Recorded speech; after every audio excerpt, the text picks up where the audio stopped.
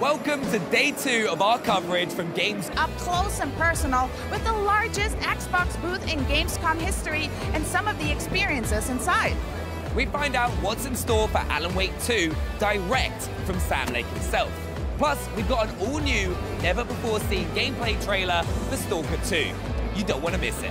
And we will see what fans can expect from Forza Motorsport, our history untold, Like a Dragon Gate and the man who raised his name, and the action puzzles you saw as we fire up the consoles and PCs for a day of gaming goodness. But first, it's an expansion that fans can't wait to get their cyber-enhanced hands on.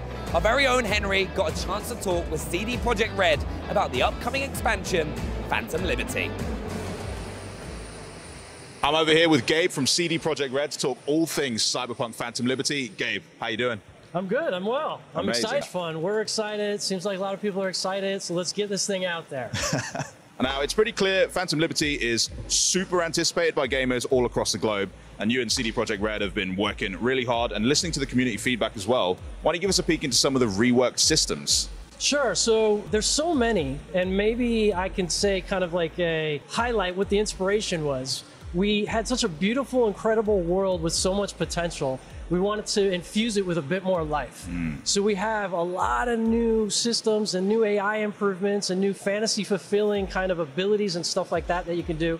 We revamped the police system, so you can get in trouble. You can fight max tac if you really get up there in trouble. Really, max tac? Max tac, oh, indeed. we're so screwed. Yes, and there's various different archetypes of the max tac units, and they have different mechanics and things like that. In Dogtown, it's a different crew. It's the Barghest, who are like the law enforcement there, part of Kurt's militia, and then of course NCPD. And if you go to the Badlands, then it's Militech that are going to enforce the areas there. So there's a big variety, a lot of stuff. We've got like the player's an agent in the world, and the world reacts to the player, but also you'll see like gangs fighting each other and chasing each other in cars and stuff like that. So there's other agents in the world as well. So again, the world was so much potential, and we just wanted to infuse it with a bit more life in a kind of dynamic system way. That's amazing. I mean, why don't you talk a bit more about those new systems? I mean, what in particular has been added to Phantom Liberty that players should be excited about? Sure, so I touched on the police system and stuff like that. I should talk about the skill trees and stuff like that. So one of our big inspirations in revamping, we revamped the skill trees almost entirely. And one of our big inspirations is that we wanted to have sort of like, when you think about this world with cyberware, right, and the dark future, you've got certain fantasies in mind of kind of like ways you'd want to play and ways you want to be. Do you want to be like the, the fast marshal, with the sword, right? Do you want to be the Netrunner? Do you want to be Terminator, right? Yeah. Like that kind. And so now we've got these abilities where you can pick up bodies and throw it. You can be right in the middle of like the crossfire, and as long as you keep pushing that attack, you'll be regenerating, your life, and you'll be getting into a fury state. And of course, there's some Edge Runner Easter eggs in there. I do love that. Where you kind of going on the edge, you can push your cyberware to the limit, and occasionally, get into a fury state because of it and start to lose some life. But if you're in this Terminator-style build, you can be like pushing the attack and regaining your life doing it. So it like complements it well. I'm rambling now. I'm going on. There's just so much. There's just I'm already so much. concocting like Sandevistan, Gorilla Arms. Let's just make like a David build. You know what I mean? I'm so into it. Yeah, nice. And the new trailer that you premiered at Opening Night Live, we got a look at some new car combat mechanics, which is brand new as well. Yes. How did that all come together? And when you get in the car, you can pull out an SMG, start fighting your enemies, doing wheelies, screeching, whatever. You can get on a bike, you can pull out your katana blade, slice some tires. Nice. And then when you slice their tires, they'll like veer, and you can get them crashing and stuff like that. And of course, we've got some vehicles that have weapons mounted on them. So we've got this Bond-inspired style vehicle where these two little nozzles come out the front. You start. Oh, that's and cheeky. You can just, And then we got like an APC that has a missile rack, and a couple others that have missile racks. And so, yes. Okay, so maybe Max Tac have got something coming back to them as well then. Yeah. And as you kind of push the police systems, they'll start bringing out vehicles with mounted weapons as well. I mean, what I really love as well is the fact it's almost like a bit of a callback to that opening sequence with Jackie where you're just getting into all sorts of trouble. He's shooting guns out the side, and now we can kind of emulate that in like open play, which is really exciting. Also, in some of the early trailers, you can open the vehicle side doors, and then you can just do that kind of like fishtail or whatever, and pull out your gun. But I can't wait to see the YouTube videos. Now, certainly we've got a friendly kind of targeting system, but you also can free aim and start hitting tires and gas tanks and blowing them up and really getting that sort of skill level with it. So I look forward to seeing some people pull that off. That's so cool. It's all just kind of speaking to the creativity that you want players to have in Night City, because you said you put some life into it, and now we're giving you all the tools to just do whatever you want to do there as well. You got it, you got it. It's great. Now, we've heard this expansion was built as more of a standalone experience, so how does it kind of link in with the existing narrative with V, Johnny? What's actually going on in Phantom Liberty? So we got to be careful with saying standalone, because it is actually part of the main base game storyline. It's in the midst of it. Though, if you want to come in and play just this, we give you the option to skip ahead to it. Oh, amazing. Start immediately with Phantom Liberty. And you can leave Dogtown, you can go on to other quests, you can stick just to the Phantom Liberty quest line. And of course, when you finish it, there will be like an end sequence or various end sequences, stuff like that. And you can continue on with the base game. So it's in the midst of it. Similar to some of the Witcher expansions, similar to some of how we did some of that stuff, but a little bit more even free here, because you can go back and forth between the game. I won't take up too much more of your time. I just want to know one thing. When and how can players get their hands on Phantom Liberty? September 26th on Xbox Series S and X. Oh, close. Damn. Gabe, thanks so much for your time. Back to you guys for more games right here at Gamescom.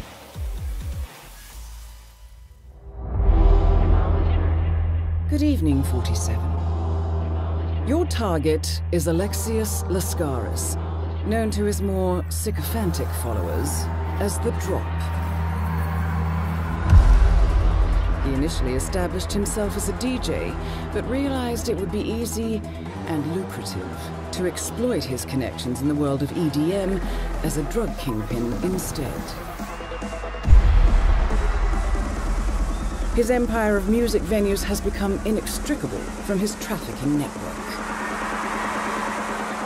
Our client is a successful DJ who's understandably nervous about Lascaris' expansion. Good luck.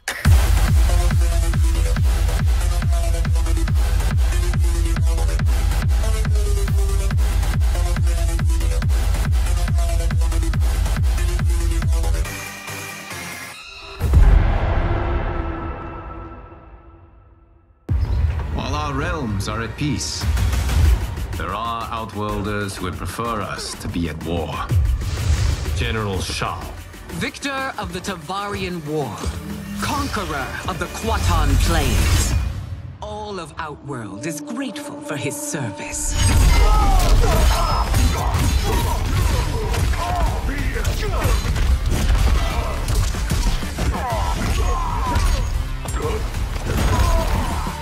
You would consign us to endless war. Better that than be Liu Kang's lapdog. Did not your illustrious father teach you that war is the last resort?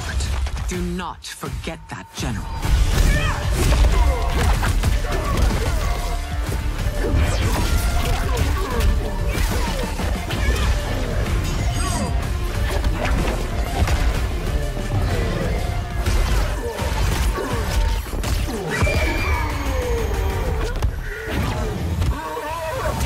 Gather once again to honor my late husband's legacy, to continue the tournament that he founded with Lord Liu Kang. Empress Sindel. Let us meet your champion. Earthrealm's champion is Raiden, Your Majesty. He has earned his place by embodying the very best qualities of Earthrealm's people. I am ready, Your Majesty. Whom shall I face?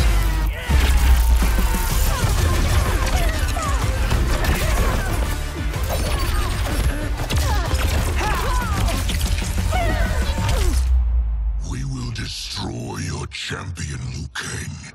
He will taste no victory.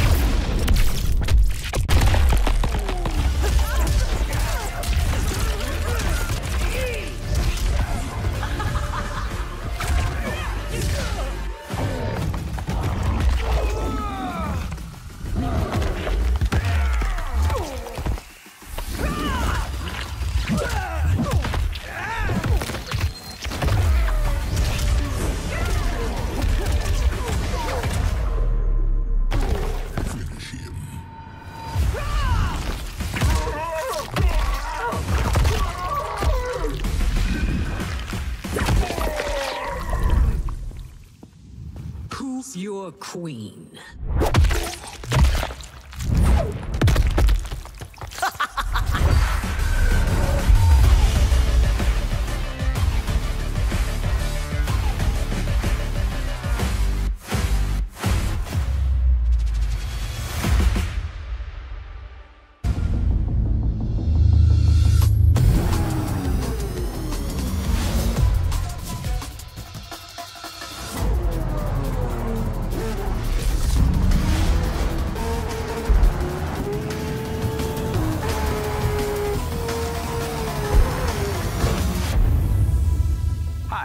I'm Chris Sasaki, Creative Director for Forza Motorsport. We are bringing new racing dynamics, visual fidelity, and gameplay detail to every track. This includes weather, 24-hour day-night cycles, and track evolution. More tracks are coming to Forza Motorsport after our launch on October 10th, including past favorites and brand new challenges to keep the competition fresh and exciting. We can't wait to share more.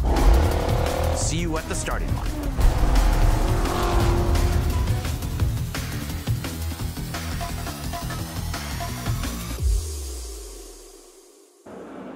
And just like that, a new track for Forza Motorsport is born, and how appropriate as well that it be the famous Nürburgring GP and PC Game Pass.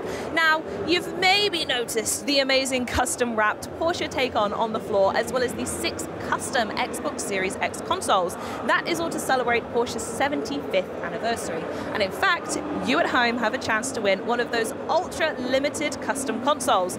You could take home the Pink Pig Xbox Series X, inspired by the iconic 1971 Porsche livery of the same name, simply by typing !Porsche in Twitch chat right now. That's ! Capital P Porsche right in chat.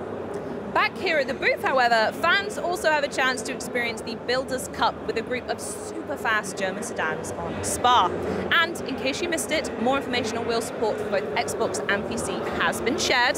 To learn more, you can check out Forza.net. And if you are on Steam, pre-orders are now open. So strap in and start your engines. The new Forza Motorsport speeds onto Xbox and PC Game Pass October 10th.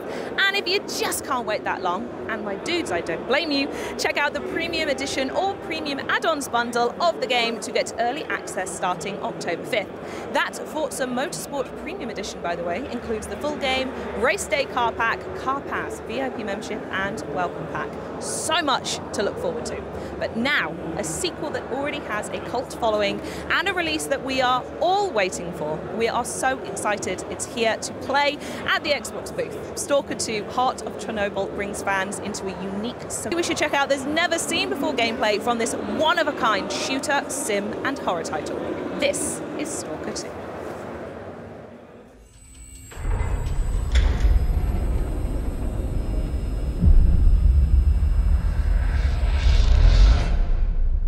I was attacked while on a job. I got hit in the head, and when I woke up, I was in almost nothing but my birthday suit.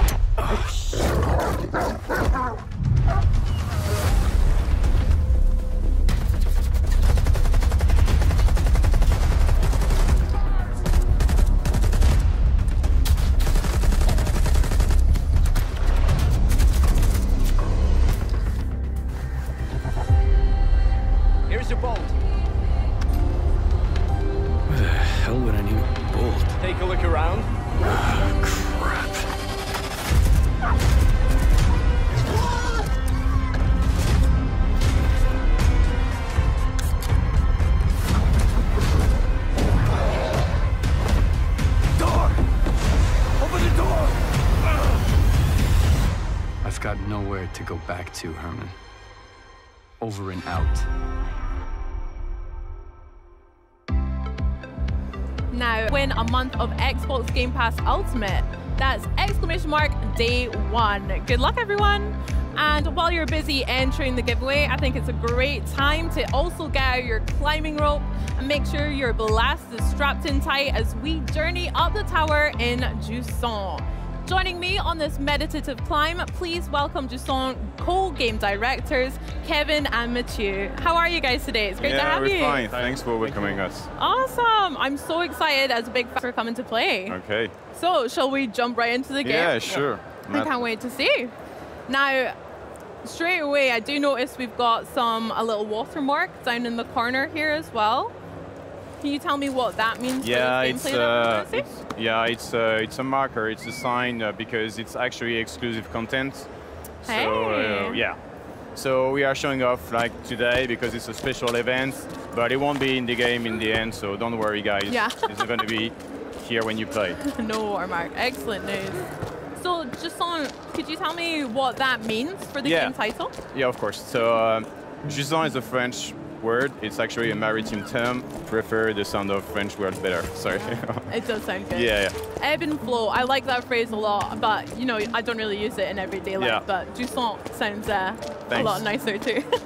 But it also means something from our game because, as you can see, people who are listening to us already played the demo.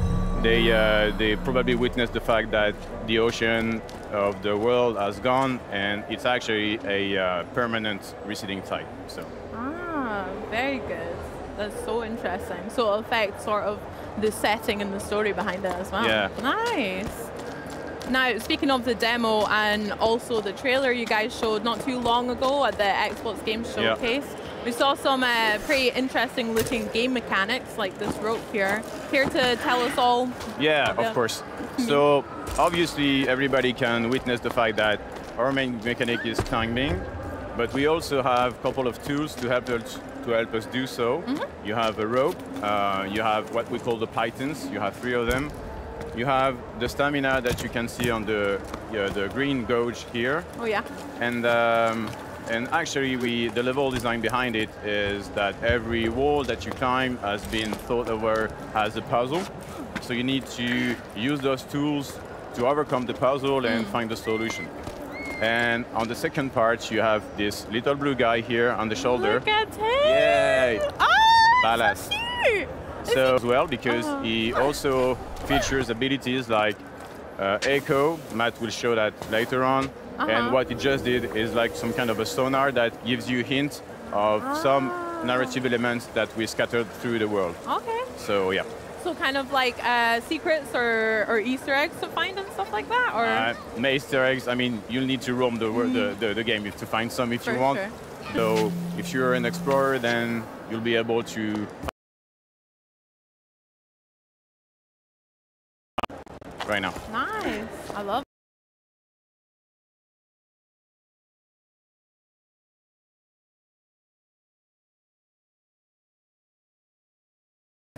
Oh no, it's so cute! Look at it! Oh, so it's kind of like fluid almost. Yeah, like it's actually made of water. I didn't say that. It's actually made of water. It's the only water in the world right now. And that serves the purpose of the message that we are trying to tell through Jusant. Okay, how very interesting. So for example, if I can jump in here, it's actually exclusive stuff that we have in this specific biome. You are those pebbles that Mathieu is climbing on. It's actually a living thing that you can use to climb, and the echo of the ballast can actually, you know, have an effect on that, and among other things. Wow. So it seems you've got a lot of help climbing this tower as well. It's not just about the rope maybe then as well. No, it's through the mechanics, through the gameplay, we are trying to tell something about helping each other, because of course our main character couldn't climb without the ballast, and the ballast couldn't climb without the main character. So it's all about, you know, a fable about helping each other. How should we coexist together instead of, you know, not doing so, and how we can move forward or upward in our case in life. So that's the part of the message of Jusant. That's very beautiful. Thank you. Teamwork makes the dream work. Yes, like that. absolutely. Now, I'd love to look. I've seen it change color a few times. Yes. So. As a feedback, we just to make sure that the players understand the rope has a length limit. And so to make sure that everybody knows what length they have already unrolled, the rope changes of color. So when it's blue, it's fine. When it's yellow, you actually need to be monitoring what you're doing, and when it's getting red, it's because you are approaching the limit length. I see. That's really interesting. I love these flowers that we're seeing as well. You can climb on. So this is one of the effects of the echo I was, talking about earlier. This is one of the features that is also interesting for us, narratively speaking, and gameplay-wise, because as you awaken the living thing and the nature in the game to help you climb, and so in gameplay you also awaken it to awaken the tower. And besides being made of water, the ballast is actually the only thing here that shares a bond with the tower and with the nature. So it's kind of representing symbolic. It's like a symbolism about the link with the nature, the relationship with the nature that we kind of have. Well, I'd love to see some opinions as well. This is so exciting that this is going to be coming to Xbox Game Pass as well. Yes. Day 1 too. So if you fancy winning some Game Pass to play Jusant, then !day 1. Good luck, everyone. So now we are approaching a very tricky area because, if you're afraid of height, then don't look down. Or maybe you should look down for the people, Matt. So Matt is not afraid. The tools we were talking about earlier, the fun in that is that you need to combine them to overcome the challenge that we're talking about. So here you swing over, and then you can wall run, you can use the pebbles, but if you don't want to, then it's your choice, you can do otherwise. You can go on the left with your rope, and now you can throw an echo to go up again. It's actually very free. We try to, through our gameplay, we try to give the possibility for players to actually climb at their own pace. You're designing your own flow, so it's up to you how you want to climb.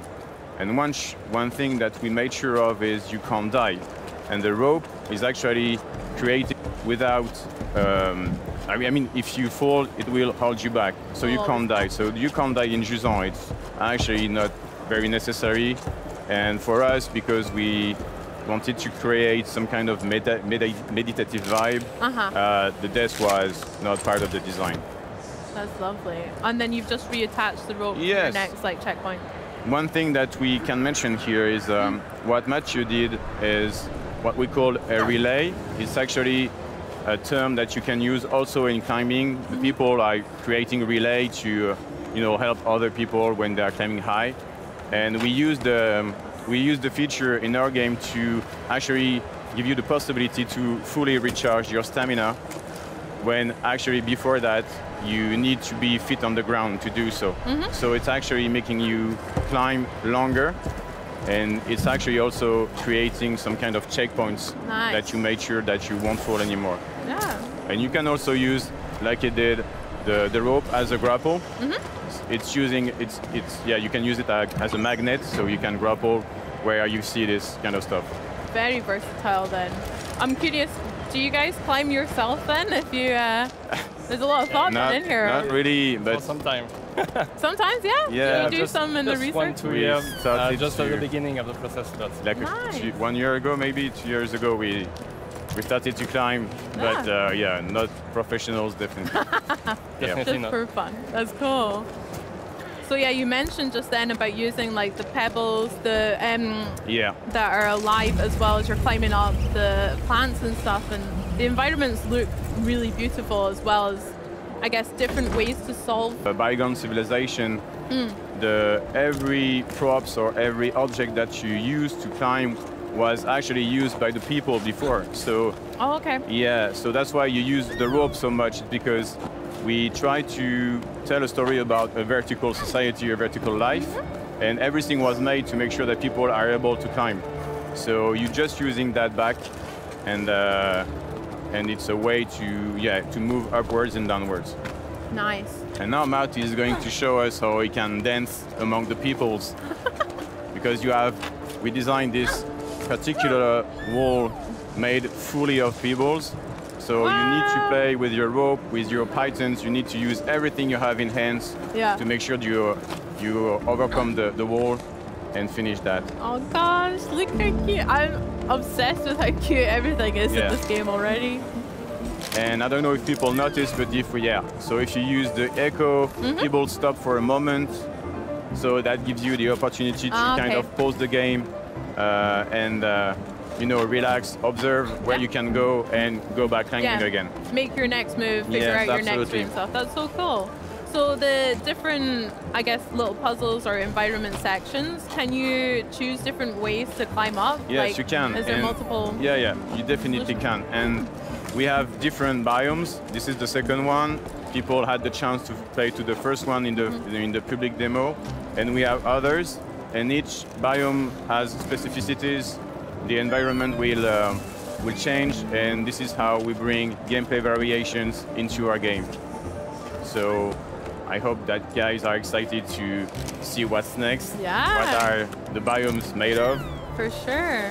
I'm really excited more about the your ballast abilities too. So maybe you can't speak about it just now, I won't push you, but it would be really cool to see if there's like new abilities and how that affects the rest of the game. Yeah, actually we saw kind of everything because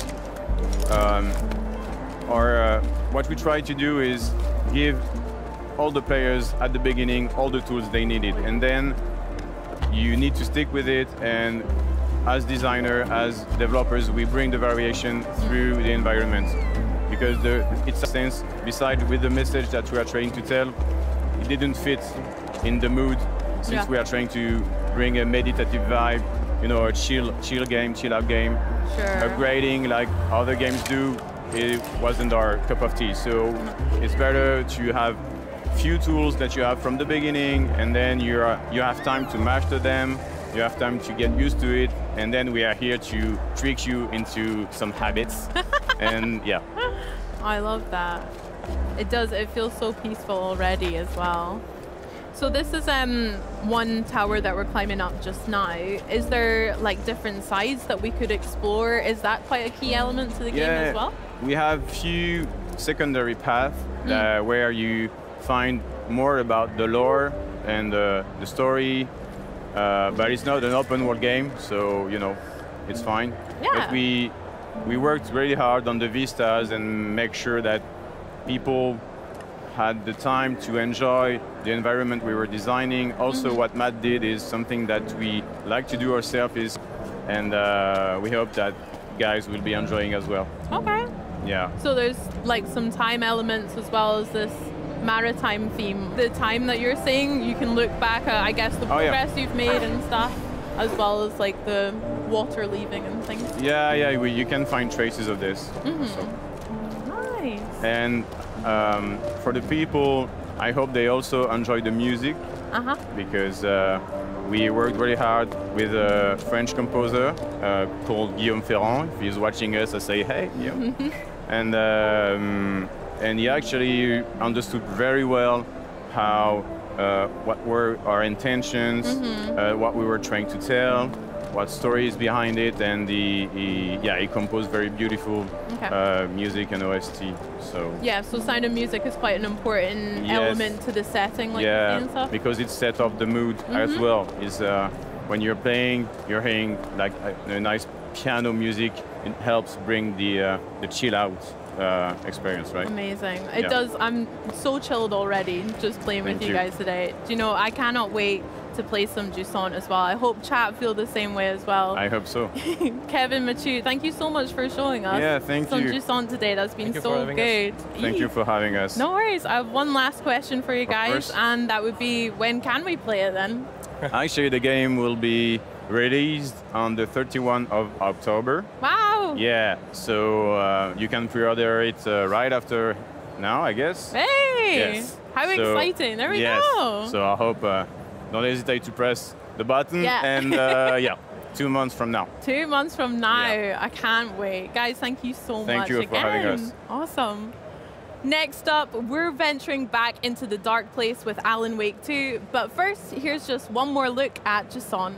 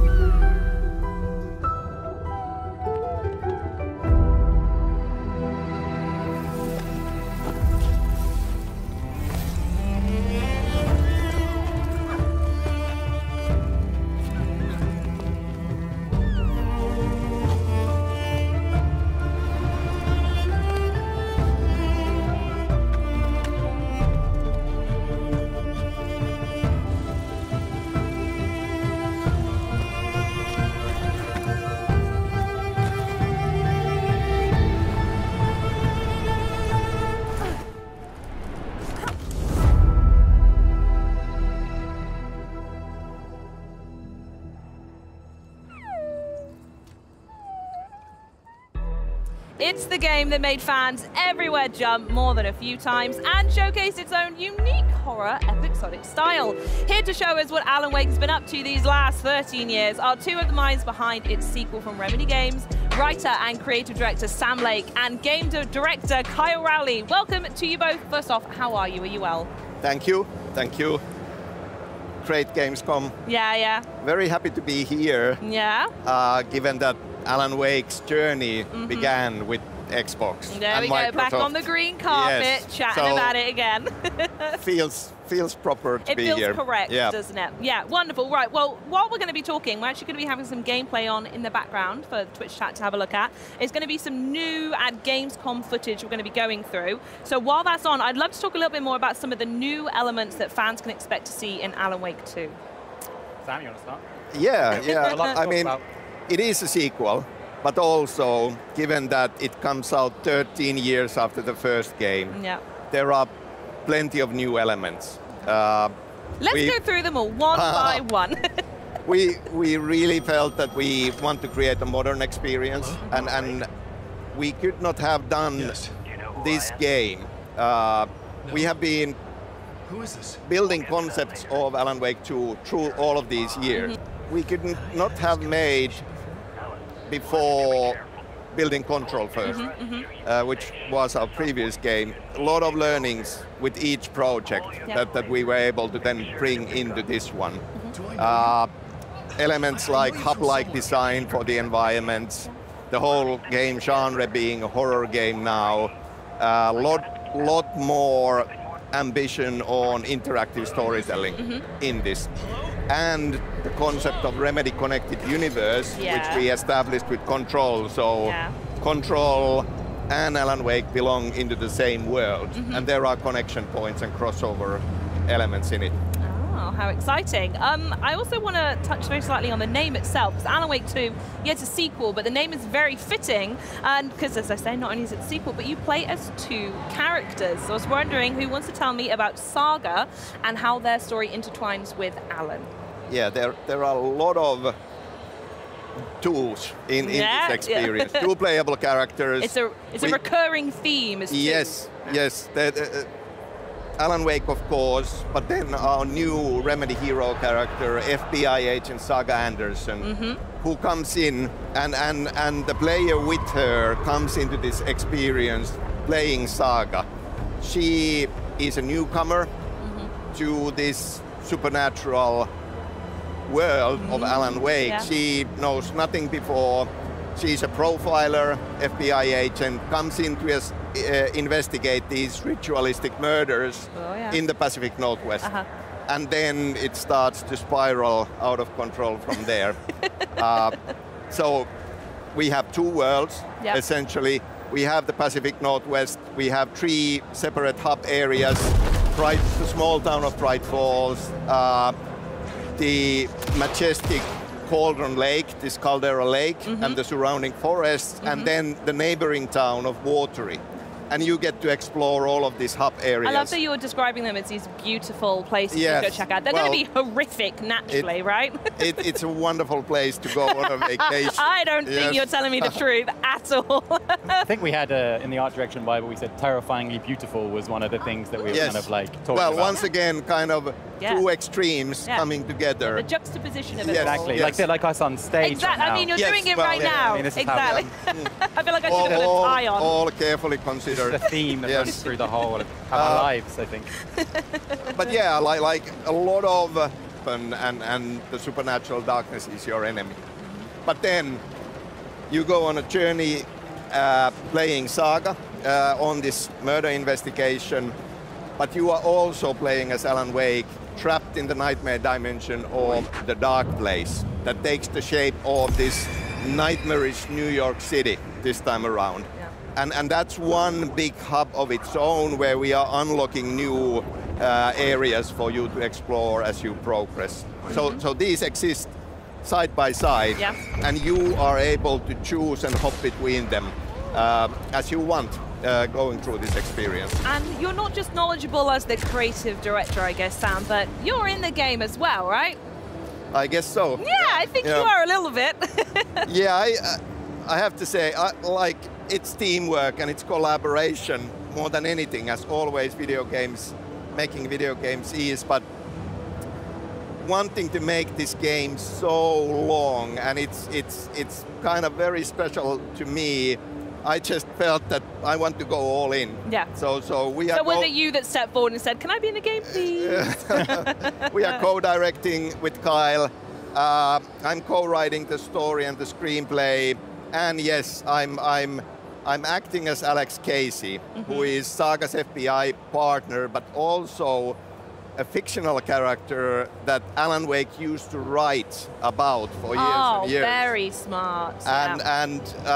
But I'm doing half of the performance, really. I'm the physical actor. You're just doing one arm and a leg.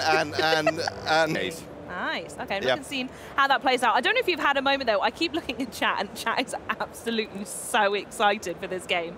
Sweet Tooth, they're saying, almost as beautiful as me. Sweet Tooth, I bet you're gorgeous. Are you as gorgeous as Alan Wake, then? I don't know. The next question I want to ask, completely distracted there, sorry, is I want to know more. You mentioned more about the horror element that you're leaning into, and Remedy have really gone into this, not just survival game, but a survival horror game. What does that mean? Over to you. Yeah, over to me. Yeah, I mean, that all started from us looking back at, you know, Alan Wake 1, what we as the team kind of really liked about Alan Wake 1. so distracted. He's just loving his coffee or whatever he's drinking in there. Yeah, so we're looking back at Alan Wake 1 and, you know, what did we like, what did we think we could improve upon? And one of the things that we kind of like came to a conclusion of quite quickly was that, you know, we'd just come off making Max Payne when we did Alan Wake 1, so we're kind of very good at making this kind of like fast-paced action gameplay. But the story we were telling was a bit more on, you know, psychological horror style. So for this one, we really wanted to make sure that those two elements, the story and the gameplay, were kind of really connected, so creating a more cohesive experience.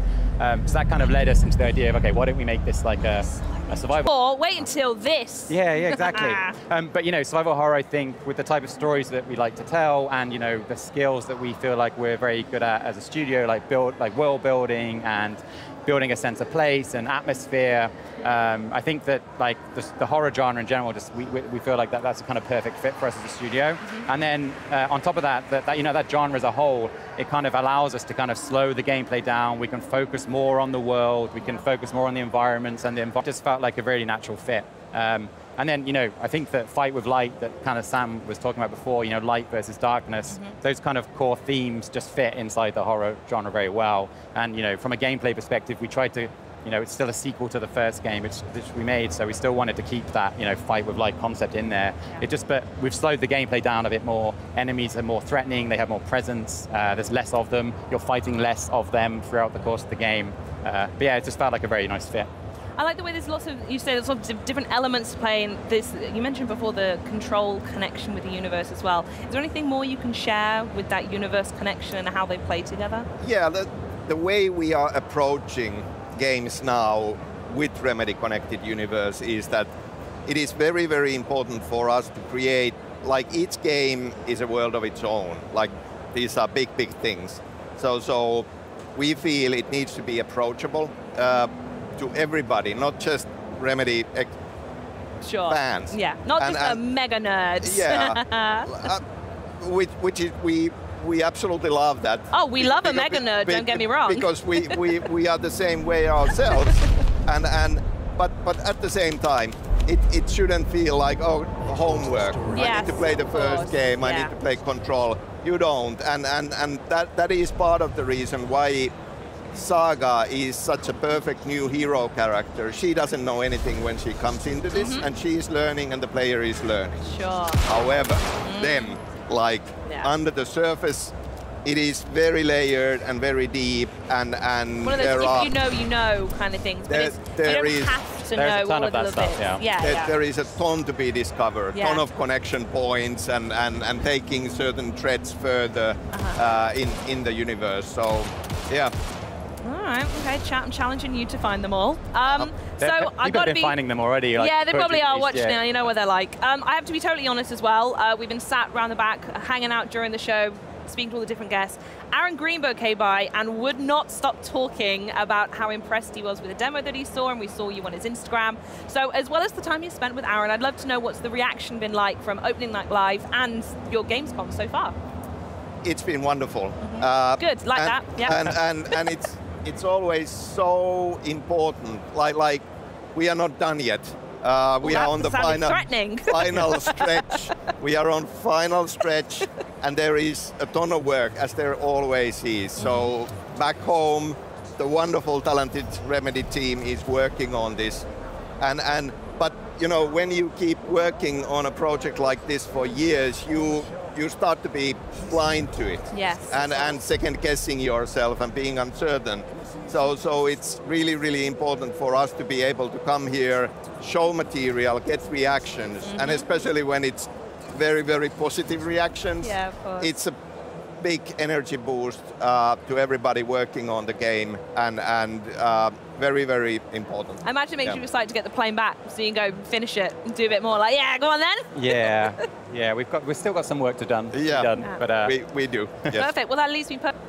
Alan, you were looking at me. Alan Wake 2 comes out on October 27th. So not long to go. Not long at all. October continues to be very, very busy. Cheers to that. Thank you both, Sam and Kyle, for joining me today. Alan Wake 2 looks horrifically delightful, I think, was the summation of it. But later on in the show, we're going to catch up with the man who erased his name from Like a Dragon Gaiden. Then the crew from Elder Scrolls Online joins us to talk combat and community. Plus, it's time for another giveaway. Enter !Day1 in the Twitch chat right now for your chance to win a month of Xbox Game Pass Ultimate. And remember, that is !Day1.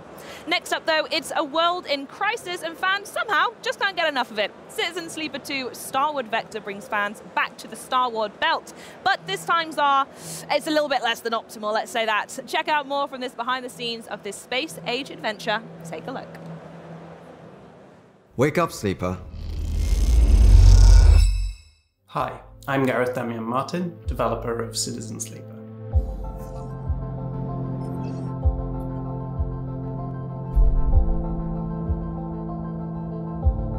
We've had an incredible first year on Game Pass, and I want to thank everyone who's played, shared, streamed, reviewed the game. Thank you so much. And if you didn't take a journey to Erlen's Eye to play our unique RPG, well, I have some good news for you. Citizen Sleeper is going to be sticking around on Game Pass, and that's because Citizen Sleeper 2 Starward Vector will be coming to Game Pass Day 1 on release. Wake up, Sleeper.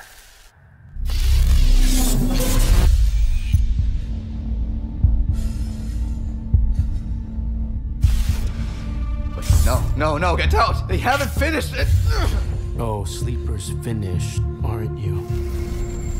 We had a deal, Sleeper, and yet, here you are, risking it all to try and break our contract to end your dependence. Just wanted to use them, you piece of shit! Nothing wrong with being a tool in a time of crisis.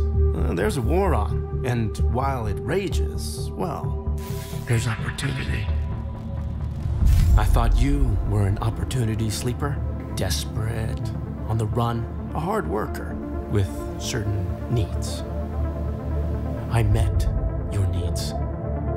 I gave you a crew, lent you a ship, even hooked you up with a contract or two. And yes, I took my share, but that only seems fair. I invested in you. But then, you went and did this. And now, you don't need this. And I don't need you anymore either. Ugh! Sleeper, go! Now! To the ship!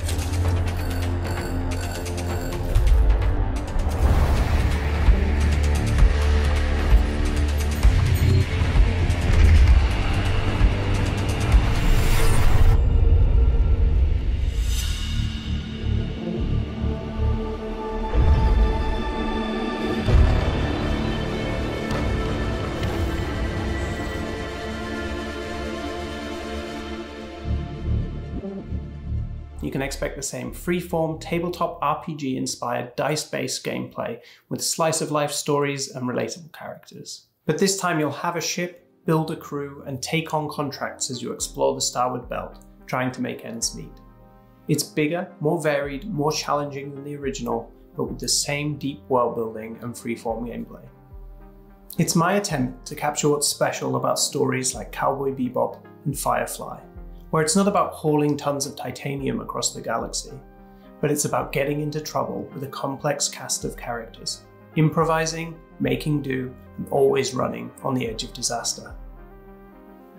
We'll be revealing more soon, but before I go, I wanted to offer Game Pass players a world-exclusive first look at one of the locations from the game. Welcome to Hexport. This bustling way station is built on the back of 3 vast, abandoned solar reflectors. Taking advantage of the flow of power from these pre-collapsed corporate artifacts, the port is rich with industry and activity. The Benz is a spacer bar where you can find trouble and freelance crew in equal measure. The Exchange is the thrumming heart of the station, filled with data brokers and merchants, the perfect place to land a lucrative contract. Factory Row is filled with ship fitters and salvage yards, a tight-knit community you'll need to get on the right side of if you want repairs. Arriving in Hexport with a crippled ship, you'll need to learn to navigate the station, find allies, and go out on contracts if you hope to stay one step ahead of Lane. Citizen Sleeper? Well, now's the perfect time to play it on Game Pass, with 3 DLC episodes just waiting for you. Turn your eyes starward, and I'll see you in the belt. This? This is just the beginning, Sleeper.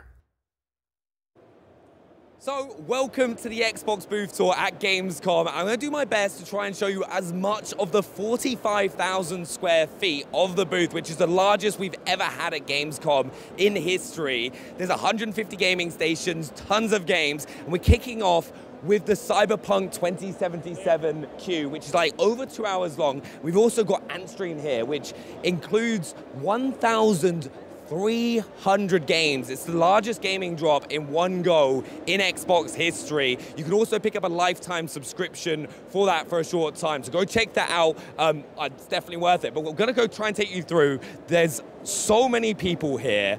So I'm going to do my best to kind of make sure that we can show you as much of the booth. Now, as we're kind of heading around the Cyberpunk 2077 line, people have got their chairs out just to kind of help them out with the queue times.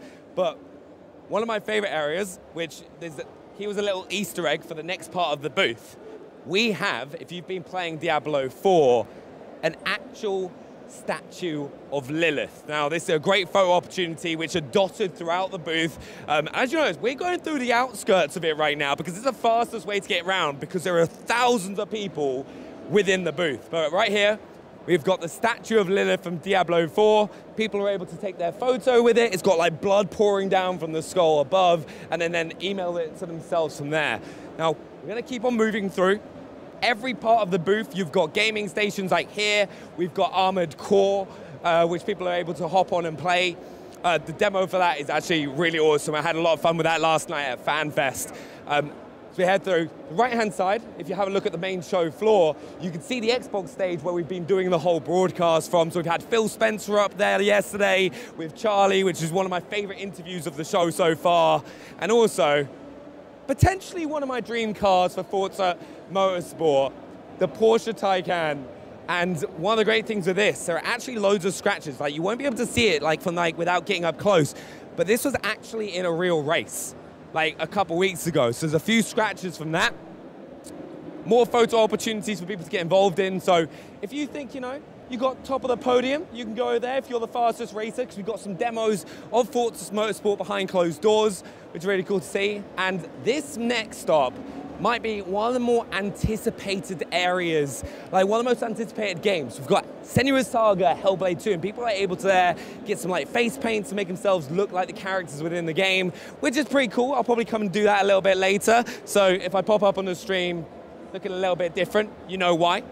We've got Payday 3. Now, we've got this on the show later in the week as well. And as an FPS fan, really, really excited. It's always a good laugh to play with a few of your friends as well. We've got Charlie's best friend from Elder Scrolls Online. It's huge, absolutely huge, and it's one of the big things. It's not just the booth that's huge. The things within the booth are massive. We've got our History Untold on the right here. Now, if you've ever been to Gamescom in the past, you'll notice, like a couple years ago, now if we continue fighting our way through the pack here, on the left-hand side, we've got Towerborn, which we'll get to in just a little minute. Now, as we're walking through, you'll be able to see the start of Starfield, like around the first 20 minutes of the game. We had Todd Howard there yesterday, which was very, very cool. Now, on the right-hand side, we've got the opportunity to go and play Stalker 2, and there's like a whole load of more photo opportunities and things for you to check out along there. Party animals, now hopefully, oh my God, I think they're there. Maybe my favorite thing, like if I don't know why, but they are so adorable, and I think they are here. Or am I seeing things? No, I think I'm seeing things. No, they're not here. This is maybe one of the saddest things. So throughout the week, we've been having life-sized party animals. I'm going to try and get them to throw it up on screen, but they're so adorably cute. Sadly, they're not here, but that's all good. Stalker 2 is here on our right-hand side. We've got the Starfield Theatre, and I just hope that you're starting to kind of get the idea of the scale of the booth here at Gamescom. But let's head straight over this way. Now, Age of Empires 4, you can play it right now if you want to on controller or on your Xbox console. We've got an awesome console here as well, just kind of, you know, commemorate the game as well. So if you like it, I'm pretty certain there's a very nice gold. I never trust myself when it comes to colors because I'm colorblind, but it's all good. Now, the next thing I want to show you is, of course, if we head to the side of the Xbox stage, we've got a very unique Starfield experience which was designed for Gamescom with Temper. And if you look to the right, you can actually see a life-sized cockpit which has got unique footage which has not been seen anywhere else, purposely built for that chair, which is insane. I'd recommend checking it out if you're at Gamescom, but I kind of want the chair myself. It is very, very cool. Now, also, you have to have the opportunity to win stuff on the booth, which is right here in front of the stage. You'll see people queuing up, hitting the button for their chance to win a whole ton of prizes from the booth on the left-hand side of the game titles. Like this guy right here, just won a lanyard. All right, PC Game Pass lanyard. I've seen people winning Xbox Game Pass, headsets, loads of cool prizes over there. Now, if we make our way to the right, we've got the queue over here for Flight Sim. They've got like yokes. They've got loads of different ways to play the game, which is a cool experience. So if you've not had the opportunity to play on like a flight stick, this might be your chance to do so. And the final stop that I want to show you all is, of course, Towerborn. Now, the one thing that I'm very excited about with Towerborn is we've got a really cool demo coming to the show tomorrow. So I want to make sure that you hit that follow button so you don't miss that. And that's the end of the Xbox booth tour. So don't miss that show tomorrow. And I'm going to go play some more games. I'll see you later. It's time to start chatting about the ultimate brawling combat in the intensely immersive world of Yakuza. It's a world in which Kazuma Kiryu was supposed to be rid of with Yakuza 6, but as we're about to see, drama finds even those who hide from it.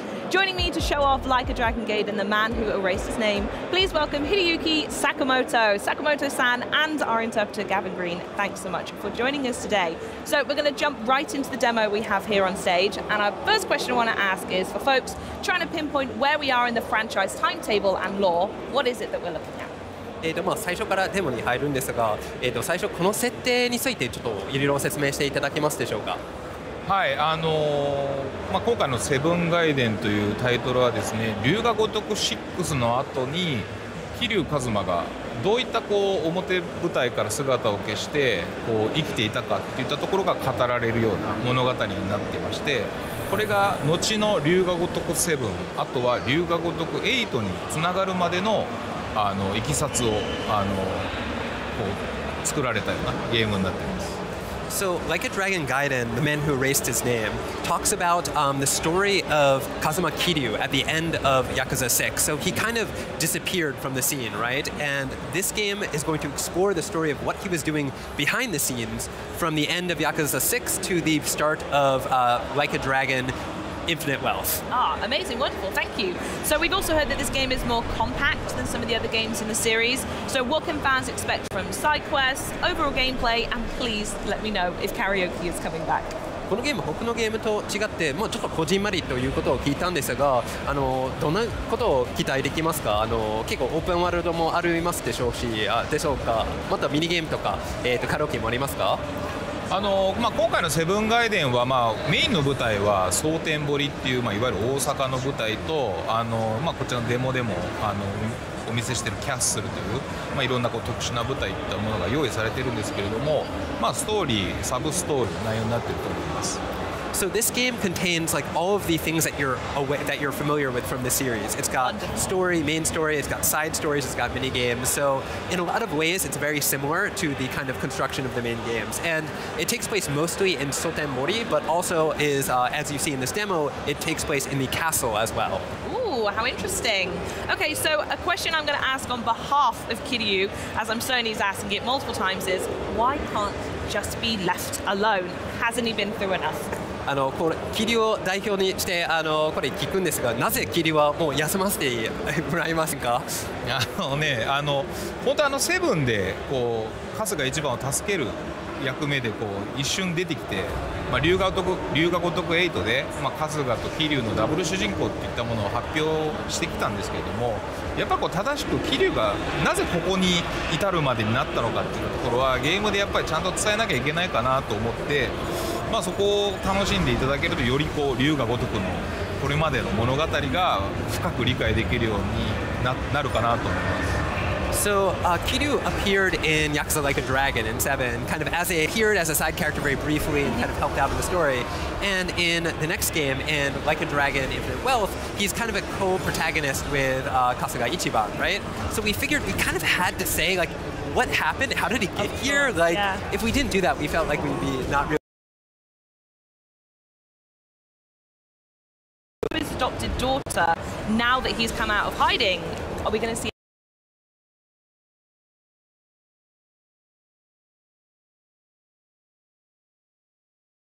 あったりはしますかね？そこが今回のセブンガイデンの結構鍵となる設定で、そこはちょっと詳しくはお伝えできないんですけれども、鍵となる設定で、そこはちょっと詳しくはお伝えできないんですけれども、非常に感情を大きく揺さぶられるような物語になっているので、ぜひ期待してください。So we can't talk in too much detail about this because I expect to see. I am mostly just digging to see if we get to see Ichiban come back or my beloved Majima. 馴染みの顔とか会うことはあるんでしょうか？私の大好きな春日一番やマジマも来るんですかね？メインストーリー自体が本当にセブンの裏側とかも語られているので、やっぱり春日一番とかも劇中にはやっぱり関与するというか登場しますし。今までのレジェンドのキャラクターもいろいろなんでしょうサイドコンテンツとしても楽しめる部分もあるので、シリーズファンの方はすごく満足できるような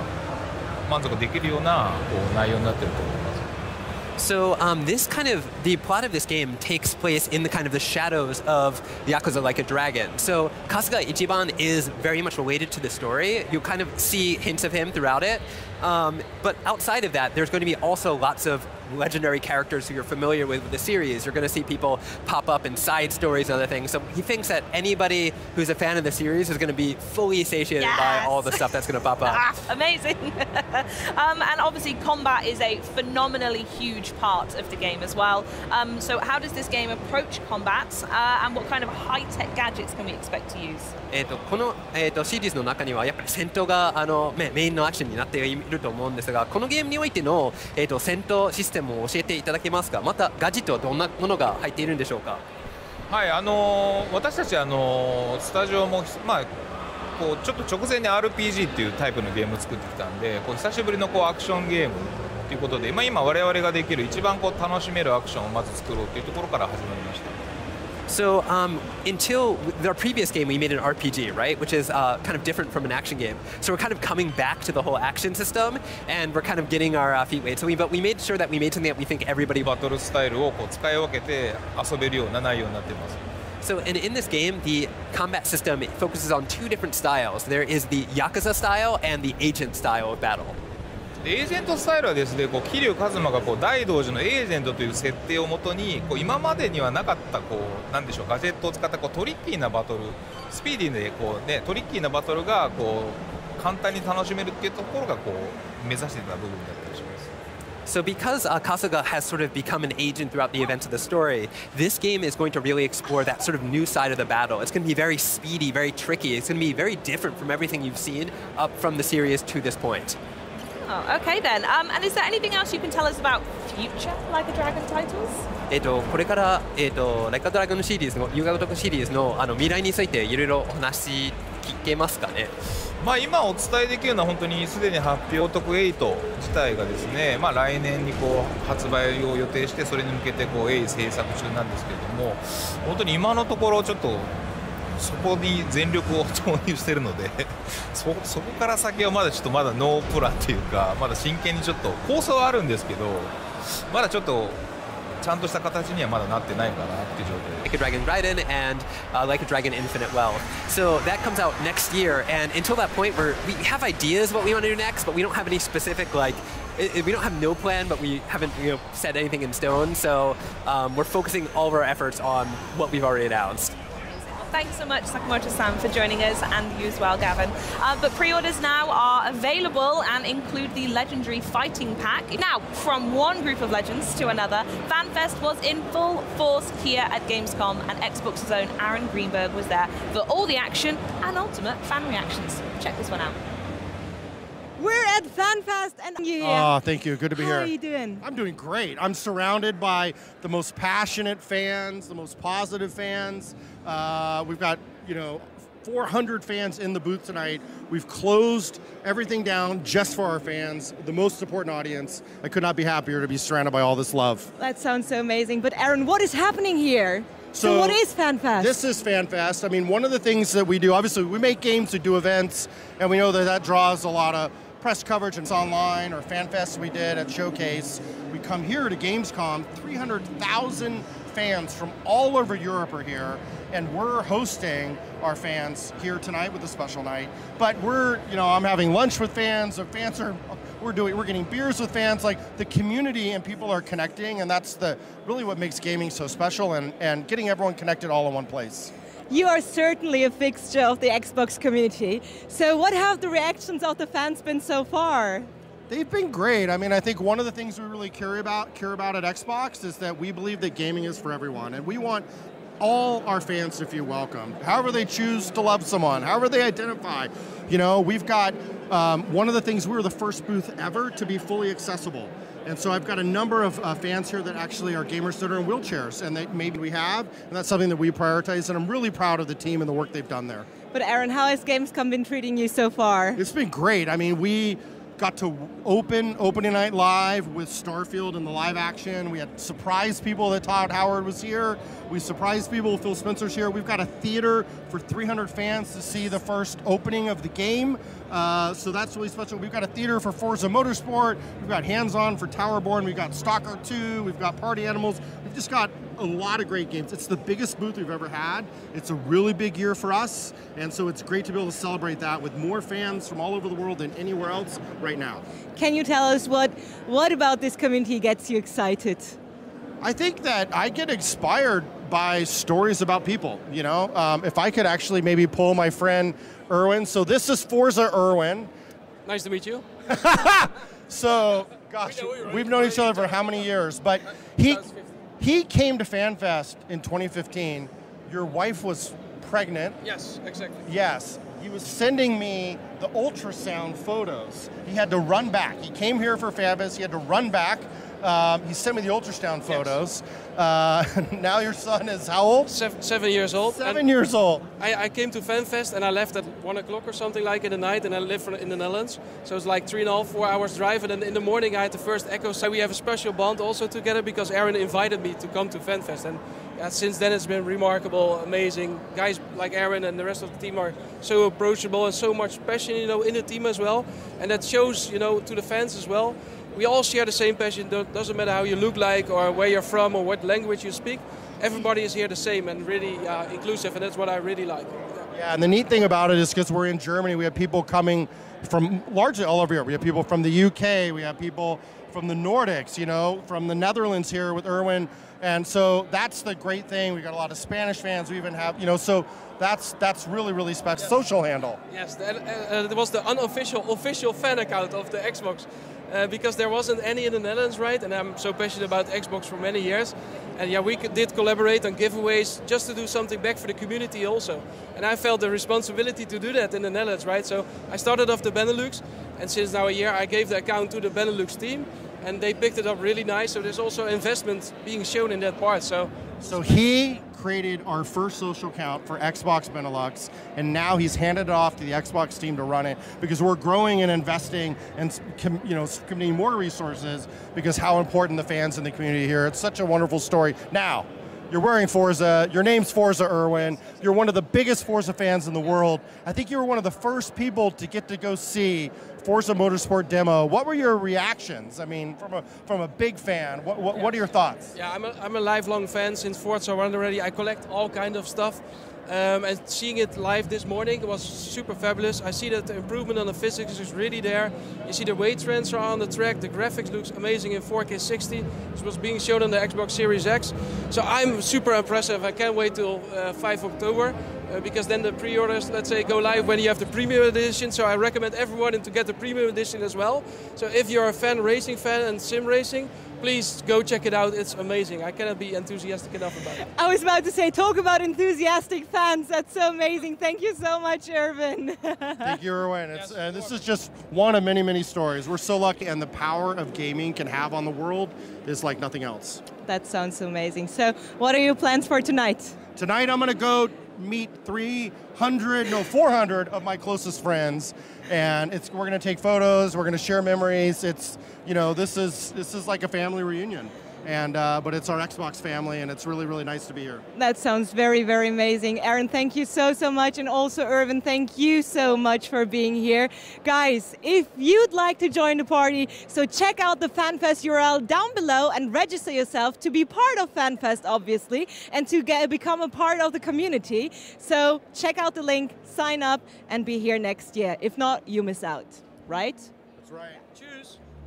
It's the fast-paced action moment that we needed in our day here at Gamescom, and we can jump now into the armored world of Rubicon with Armored Core 6 Fires of Rubicon. From Bandai Namco Europe, please welcome Bertrand Manjon. Hi, Bertrand. Hello, hi. How are you today? I'm fine. I'm excited to be here. I'm excited you're here as well. I'm so excited to play some Armored Core 6 with you as well. So, right off the bat, can you tell us where we are and what we can do here? So we are in Armored Core 6, obviously, and we're currently in a mission which is called Infiltrate, and they should be able to play and have a better understanding of the game mechanics. So we'll just progress through the mission and see how we tackle the situation. Sure, let's take a look at them. So there. Currently, enemies are just attacking me, so I will reply back. That's the whole point in Armored Core. So you have to be quick, intense action all over the place. And react to what's coming at you straight away. Very cool.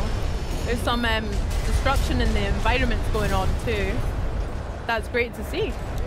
And you're using your missiles there too? So yeah, that's the basic loadout for my AC, for my Armored Core. Okay. I have rockets, machine gun, and then I also have a shield to protect from the enemy's hits. Nice. And also plasma blade, so for more melee attack when I want to dive into the action a little bit more. I like the plasma blade, that looks like a lot of fun. You're really fast. Yes, so that's the assault boost. Assault boost is something that you can use to reduce the gap between the enemies, to be some kind of more aggressive way to go at the enemy. But it's also used to be some, you know, as an evasive action if you want to evade some difficult situation. Very cool. Now, Bertrand, I'm super excited to talk to you today because I hear you've got quite a lot of experience in some other titles that you and the team were able to bring to Armored Core 6. Can you share with chat at home some of those as well? Yeah, of course. So yeah, basically this is a From Software game. So we all know the expertise they have shown during the past decades. And Armored Core is a compilation of what they know and what they have explored with all their games. So you can have elements from Dark Souls, you can have elements from Bloodborne and Sekiro. So players will, I think, will be happy to see that these kind of elements are now back in Armored Core, even though the construction of the game is different because it's a mission-based game. So, but yeah. And so I'm just facing a tough enemy right now, so maybe I won't be speaking for 30 seconds. That's fine, I'll chat to chat as well. It's so nice to see some of you in Twitch chat as well. I'm, as Bertrand mentioned, some of the Souls games that the team's worked on. I'm a massive From Software fan. Maybe you guys in chat are as well, but I love Dark Souls 1. I'm playing through Dark Souls 2 at the moment as well. But Elden Ring most recently was so much fun as well. So hello everyone in chat. So you did it? Nice. Yeah. I don't know if you noticed, but every enemy, every boss is in the game has an ACS gauge. So this gauge is something that is really important. It's a key feature in the game because you have to raise and fill this gauge so that the enemy is staggered. So I'm trying to do it with this AC right now. And once an enemy is staggered, so once you have filled the gauge in red, you will notice that it won't be moving for a short while. So you have to get advantage within this time frame to deal massive damage to the enemies. Nice. So that's that gauge at the top we can see above the enemy's name. That's so cool. But on the contrary, you also have an SCS gauge yourself, so that means that you can be staggered as well and take massive amount of damage. Yeah. So it's almost quite similar to Sekiro as well. Yeah, it's a reminiscence of the posture system in Sekiro. So yeah, it's not exactly the same system, but it's something that is the legacy of it. Yeah. And as I said, that's something that From Software has explored in other games, and you can find it in Armored Core. Nice. From Soft knows how to make some good games, so yes. Learn from the best. This is very intense combat we're seeing right now. It is, actually. Yeah. So we're kind of like on this one level at the moment. You're still using those boosters to dodge, like you mentioned earlier. And we kind of climbed up. Oh, well, nailed it. I did it. Well done. And breathe. Good. Yeah, I wanted to mention that we climbed up to this platform almost through our boosters, but you were using that to jump about as well. Yeah. Let's talk about the verticality in Armored Core 6 as well. Yeah, so that's one of the main elements in the Armored Core. So yeah, we were talking about the previous From Software games like Elden Ring or Dark Souls and Bloodborne or Sekiro. So generally players are used to stay on the ground for this game, and in Armored Core you have to get vertical, I would say. So get up in the air, swipe and boost forward, backward, and so the 3 dimension is something that you have to take into account when you are facing enemies. I'm really excited to try it out because, yeah, like you say, I'm very much used to having my feet stuck on the ground when I'm trying to platform sections of Souls games, so this looks like a lot of fun flying about too. As we move to this level here as well, are we going to see some different environments? This one looks quite like wiry and technological and stuff. So that's right. Yeah, this is depending on the mission. So you have missions that are based in this kind of post-industrial. I'm almost dying, sorry about that. So post-industrial environments, but even within a mission you can have some different environments. So later on the mission we will see some more narrowed or restricted environments. And even missions can take place in a more natural background, such as a desert, not that much. And that would be a good level as well. Or snowy environments or rocky environments. So I'm trying to open a door, but there's an enemy coming behind, so that's usual From Software trickery, I would say. Yeah, being caught out quite a few times around some tight corners, you say. Yeah. Enemies lurking in the shadows. I'm excited to explore some of the world of Rubicon then, and like you say, check out those different biomes and environments throughout Armored Core as well. And the level that we're on, yes. Do you want to tell us a little bit about, I guess, what our key objective is? So there are many factions that are fighting for the core substance on Rubicon 3, and we are playing the role of a mercenary, which is taking contract from different factions. So in this mission we are being tested by a faction called the Dozers, which are some kind of junkies, junkie addicted to the core substance. But on other missions we have different commands or commanders. So I'm more in a narrowed or restricted environment now, so that's, you know, you can feel the tension, and you can bet that there's some tricks, and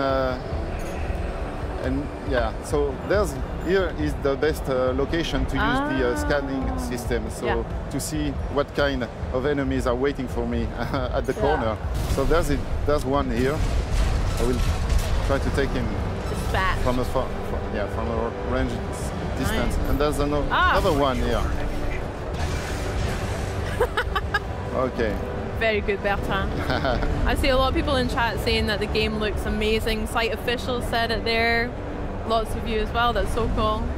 It does. It looks so stunning as well. Just even these corridors. Intense action all the way from A to Z. So yeah, exactly. That plasma cutter looks so much fun. I guess as well, you'll need to change up your different weapons depending on the environment you're in as well. Yes, yeah. There are many weapons that you can allocate to the to your AC, depending on your playstyle and depending on the situation that you are facing as well. Yeah. So yeah, it's up to you to difficulty that can happen. We are in From Software game, so yeah. Lots of tries and lots of ways to get it done. No, I'm excited to explore more of the weapons that we can collect or unlock. I'm sure I will show you the garage feature. So this is where you can change the loadout of your AC to something different, something that is more efficient, for instance, against an enemy or against the boss. Areas of the mission now. So let's see what's awaiting next. us. Yeah. This looks like it's building to some form of conclusion if I know my games. Oh. Yes, there are some platforms that can allow you to reach higher levels, so that's fine, that's cool. Okay, so what's there? Oh, there's a bunch of enemies there, so I can try to launch my rocket and see if I can have the multi-aim. Oh, I can't. I don't have any more rockets. Oh no! Yeah, so I will have to do it the hard way. Yeah. Oh! Oh, what? Oh my gosh! Okay, one more trick from Software, I guess. Environmental damage. Yeah. Of course. So a bomb falling from the ceiling. So, yeah. Oh. Of course. Because why not? So this enemy is a tough enemy because he's hiding behind a giant shield, as you can see. So, and I'm wrecked. Oh no, Bertrand! Oh, I'm lucky. Mission failed. Yeah. You died. But I can quickly show the garage. Let's do that. Yeah, Love the to see assembly it. system. So customization for your armor is going to be a big this is where point. it takes place. So that's one of the main screen of the where the players will have to explore some new tracks and strategies to tackle the situation. So you have three main categories here. So the first one, the unit, will affect the attack power of your AC. The frame parts will affect the strength of your AC. Okay. The inner part will be affecting the mobility and agility of your AC. And there you have the expansion slot. So this is where you will allocate some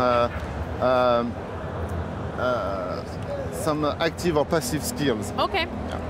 So I will change some of my weapons there because I will probably go for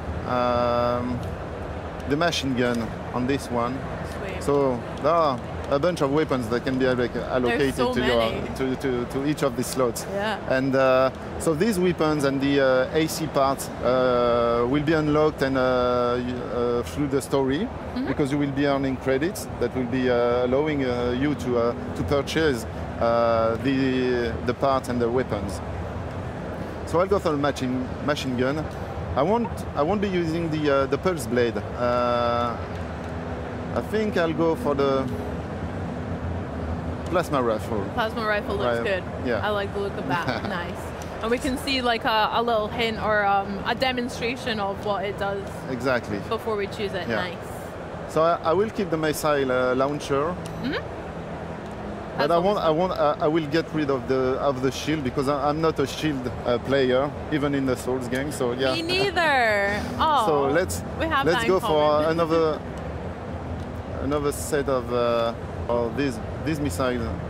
That looks good. Should do the job. That looks heavy. That's cool. So let's go restart from checkpoint and tackle the same situation again. Okay. Yeah. Nice. Can you change the color of the armor as well? Yes, that's also another feature in the garage. So you can practically change everything from the weapon color, the aspect of it. So if you want to have a rusty AC, it's possible, and it's also possible to change the level of the rustiness that you want to your AC to be. Sick. Stylize it. Yeah. Now, Bertrand, while you're just getting up to that enemy as well, fans might notice if you're watching at home that we have something really cool sitting on this table.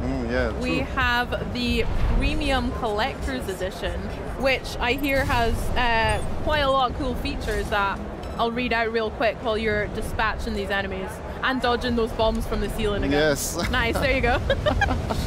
So the Armor Core Collector's Edition includes the game as well as a figurine of the Armor Core, which we can see looks sick right here sitting on the table. It's got your steelbook, pin badges, an exclusive garage as well, a digital soundtrack, hardcover art book, stickers and posters, which all look so sick.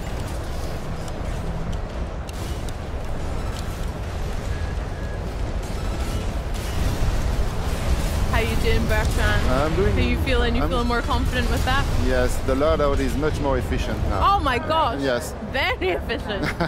Smashed it. I was expecting that to take a little bit longer, but that was sick. Well done. Yeah, the door, this giant door should open now. Oh yeah. Yeah. They've surrendered. You dispatched all of their gang. Well done. So as you can see, there's a marker on the left, and that's the possibility to call for supply Sherpa, which will allow you to regain all your ammunitions.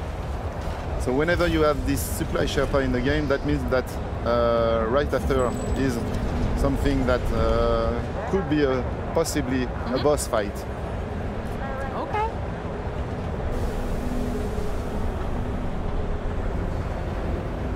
All of these environments look so sick. Yeah. All right, so this is the boss time. Okay, so we've got the Smart Cleaner. The Smart Cleaner, yeah. I mean, I thought the enemy we just fought was the boss, but so you can notice that I can focus on two weak points, one on at the bottom of it and one on the top of it. So this is where I should focus and shoot, and try to raise the stagger gauge, the SES. And try to also keep a distance, because with these giant swaps from these arms, you can deal a massive amount of damage. Nice. Yeah, I always love that in FromSoft games, like especially with bosses. It reminds me of this one, where you have different elements that you can target, and that'll maybe change the way they react to you or how the fight is as well. It's always fun to find those weak points. So I'm evading with the assault boost, just to keep a distance. And can you change the boost? Is that something that can we change the mobility of your armor core as well? So yeah, if you select some more booster with more power, you can boost more quicker. Nice. Gamer Panda says this looks so cool and so smooth as well. Well, boss fights are the the DNA of From Software. So in this game, it's obviously the case as well. So yeah, that's sick. Char loving it, Bertrand as well. Elle says, when I play this, it feels like I'm 15 years old again. Awesome playground. That's so sweet. Thank you. Glad you guys in chat are enjoying it. You're doing well, Bertrand. You've got over, I'm trying to get the stagger on this boss. Yeah. You got this. Here it is. Nice. So now I can through everything I have to lower the AP gauge, which is the elf gauge. Oh, he's over. He's rinsed. That was great damage. Smashed it. Ow. Ooh, he's got the final too. Okay. Ooh. Oh my god. You're okay. I'm trying. Oh, well done. So you can repair throughout the fight as well, I noticed. That's cool. Oh no! I'm stuck to the violence! You're okay, I believe. Yeah, I'm okay with 61 points remaining. Let's try. I'm sure you've done it on less. Let's go.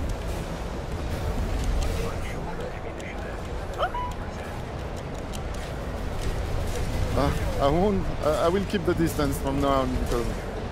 That sounds like a good tactic. Oh no! Oh, you wrecked me. Bertrand! Yeah, that's armor core. That's armor core. Mate, I cannot wait to get stuck in as well. I'm so excited.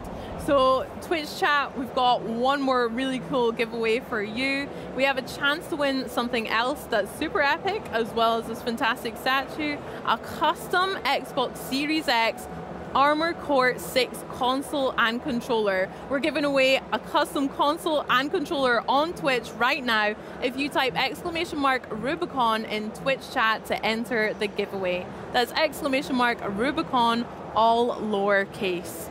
Bertrand, that was so much fun. I'm really, really excited to play it. As a Souls fan who's not played the Armor Core series, that looks like a bit of me as well. So when can we play it? Tomorrow. Tomorrow is launch day. Yeah, so tomorrow you can play. Yeah. Let's do it. I can't wait. Well, Bertrand, thank you so much for joining us. Thank you for the invitation. That was cool. Really cool. Thank you. Coming up, we've got the team from Elder Scrolls Online giving us a glimpse into how they bring the realm of Apocrypha to life with the community in mind. Then we'll dive into new gameplay from Ara History Untold. But first, it's the latest from a Dragon Quest spin-off known by manga fans everywhere. This is Infinity Strash Dragon Quest: The Adventures of Dai.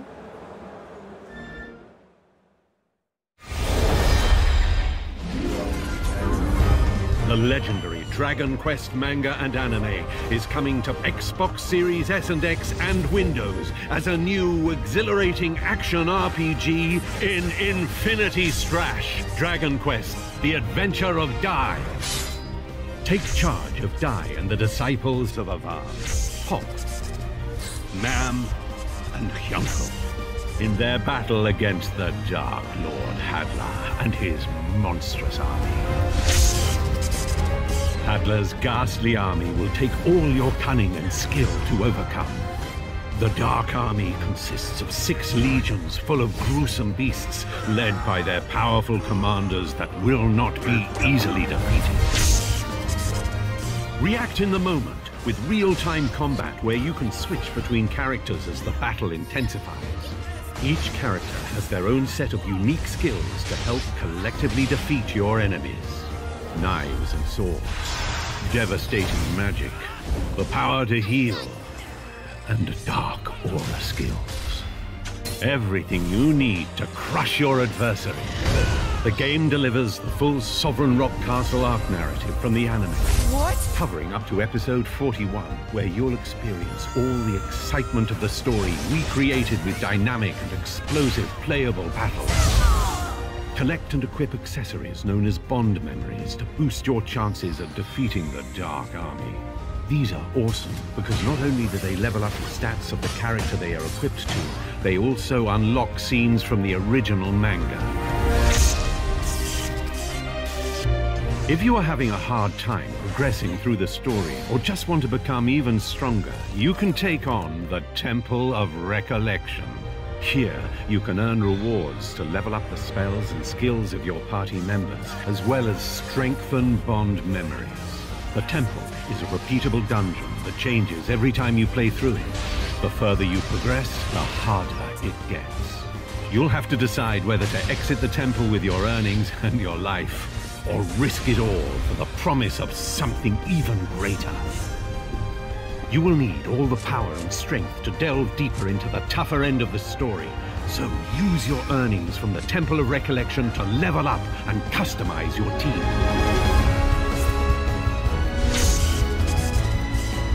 Once you've completed the story, Challenge Mode is unlocked. Here, you will find unique, supercharged quests that offer even greater challenges not seen in the main game. You can collect all of Dai's memories in the game's scrapbook, unlocking different pieces while playing through the story. And to complete the book, you will also need to clear the full Temple of Recollection. Whether you love action RPGs, Dragon Quest, anime, or all of the above, the adventure starts here, in your quest to become a true hero in Infinity Strash. Dragon Quest, the adventure of Dai.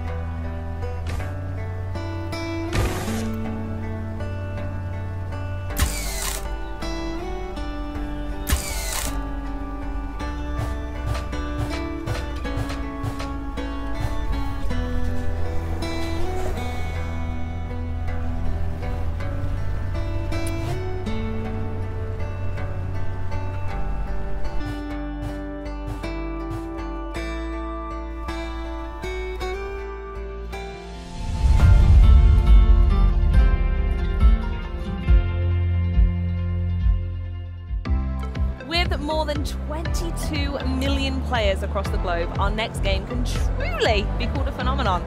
Joining me to give a glimpse into the Elder Scrolls Online Gamescom experience, please welcome Matt Firor. How are you doing, my dear? Thank you. So, folks who have played the newest ESO expansion, Necron, will no doubt recognize from all the footage we've shown of Gamescom so far in the booth, our wonderful Daedric Prince over there, looming over everybody. And I'd love for you to tell everyone at home exactly what fans have been up to on the booth, aside from snuggling up with Hermaeus Mora. Yeah, and as you can see, it's the Daedric Prince of knowledge, and he's super creepy. And it's awesome. And yeah, that's what makes him awesome. That's what makes him awesome. Yeah. Among many things. But yeah, and actually, if you take your selfie, if you take a selfie with him and post it on social media, you get a free copy of the game here. It's not a bad thing to do, is it? Yep. Yeah. And you've got a massive area over there. Me and Phil were talking. We want to go in and steal a table, but there is more than just a cool table in the booth. Yeah. So we had a little community meet and greet earlier earlier, and there's literally a round table there. So we had a round table with the fans. It was great. I love it. And you can, of course, get hands-on with the game. And then there's, of course, the giant statue of Hermaeus Mors. So right at the it's end. a great time. Yeah. I think it's a great opportunity as well for folks who, for some reason or other, haven't played it yet, to just come in and check it out. And you really get the whole vibe of the game in there. Absolutely love it. But back to the game itself, it's now been 2 months, bizarrely somehow, since Necrom came out. And I'd love to hear from yourself what the reaction has been like so far. It's been fantastic. Good. This is it's the highest rated chapter ESO has had, and we've had, I think, 6 or 7 now. So, it has been received super well by the fans. We added a new class called the Arcanist, which players just absolutely adore. We called it the Book Wizard on our streams. It is, in fact, a book wizard. Yeah, exactly. Based on knowledge. He has really cool graphical effects, and it's just a whole lot of fun to play. Yeah. So, and of course, it's back in Morrowind. It's a part of Morrowind that players haven't been to before in an Elder Scrolls game. And then you get to go to Hermaeus Mors' Plane of Apocrypha, which is basically a giant dungeon built out of books. Yeah, so it's absolutely. great. And the story scrolls in any Elder Scrolls game, from Arena to Skyrim to Elder Scrolls Online. You know all what you're about the doing, stories. don't you, when it comes to story? Yes, exactly. Exactly. And no spoilers, but the story in this one is amazing. Yeah, please go finish it. My favorite thing about when it opened up, an insight into my gameplay style, is I'm very much the completionist. So whenever I get a new part of the map, I get to go in and tick off all the little bits. And so, yeah, absolutely adore it. One of my favorite new places to stay in. But onto the community itself, cheeky question, how is it even remotely possible to keep your finger on the pulse of so many people playing this game? I mean, there are many answers to that, but one of them is that's why we come to shows like Gamescom, right? It's like, as an American developer, right, Europe is hugely important to Elder Scrolls Online, and Germany is the second largest community. The German-speaking community here is the second largest community in the game. So we take our definitely time out of our schedules to go to community events in the United States, and also to come here. Touch base, thank them. Thank them. I've just met with fans right before I came on stage here, and it's like us as developers, that sit in our dark offices, for most of the year. Plotting away. To come here and just see people and talk to them about what the game means to them is the reason why we do this, right? Because ESO would not exist without the players. We were speaking about this before. Games don't make it to 10 years with the numbers that you've got without an incredibly passionate and excitable fan base. And it's true, and games of this type, it's like home. And it leads me on superbly to my next point, which I was going to say myself. There's something about the ESO community that is, the word you use, so welcoming. Yeah. And I hear that you have some favorite stories of the fans, or that the fans have shared with you, that you want to share, and I am all ears. Indeed I do. So actually last month, we had the ESO Tavern here in Germany, and we do that. It's a community event we have every year. For anyone in chat who might not know what that is, can you break it down a little bit for me? What is the Tavern? So the Tavern is where European community can come to Germany once a year and go and meet ESO developers, meet each other. There's usually music and, of course, food and drink and fun and a little cosplaying. And, I mean, you say that just as people walk on. Oh my goodness me, that looks like was that sleeping bags? No, I think more cushions. Oh, I was going to say. But usually it's a whole day, and it's a whole day stuff, and it's really just people can meet other people that where ESO means so much to everyone. So, and in fact, in that tavern this year, we had a special promotion where if you told your story about your favorite ESO story, we picked 3 winners of that to get a pass to the tavern. And I have the stories with me right now. Here are some stories I wrote down earlier. On parchment. Go on, let's hear a couple of them. I can't wait. All right, and to be clear, these are stories that our own fans wrote. These are the ones that got to them, right? And they're all a little different, but it shows the breadth of it. So the first one is from Geraldine and Tobias, and of course they probably wrote it in German. In order to preserve international peace and tranquility, I'm going to read it in English. So Geraldine and Tobias, ESO is something very special for both me and my partner, as it was our first game together at the start of our relationship, and we are still playing today.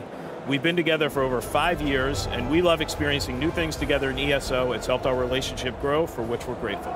Oh, that's really lovely. We have so many people have met in the game, and have gotten married, and I mean, and it's amazing. And we see them at the fan events. So very good. Incredible. So here's Silas and Jonathan. I've been playing ESO since the beta, which was in 2013, just to put it in perspective. Wow. I've been playing ESO since the beta. I vividly remember the launch. It seemed like yesterday, and it was so much fun starting a new adventure. Now, 9 years later, I know Tamriel like the back of my hand. I've saved Nirn many times. I've done and seen it all, and I still can't get enough. I introduced my son to the game in 2017, and he's as big a fan as I am. Aww. Now we go on adventures together. Oh, I love that. Yeah. We heard a lot of feedback during the pandemic, where sometimes families, if kids were at college or elsewhere, they could actually meet in-game and game together. Yeah. And it's a virtual world like that. 100% it is, yeah. And the player named Jarzul wrote, I returned to online RPGs, which I had previously played from 1999 until about 2015, sometime shortly after the start of the pandemic in 2020. I was fascinated by ESO, of course, due to the fact it's an Elder Scrolls universe, but also the regular updates and endless content that this game offers. What also caught my eye over time, through visiting many streams on Twitch and regularly following social media, is the incredible, one-of-a-kind relationship between the community and you, the developers. Thank you. Seriously, thank you. This relationship is special and welcomes new players from the very start. And I think that those two sentences pretty much sums up what we feel about the community as well. Oh, I absolutely love it. Yep. In fact, I'm going to test a story on you now, if that's all right. My own experience, I want to see if this will get me in the door at the tavern, right? On the Xbox On streams, we play ESO.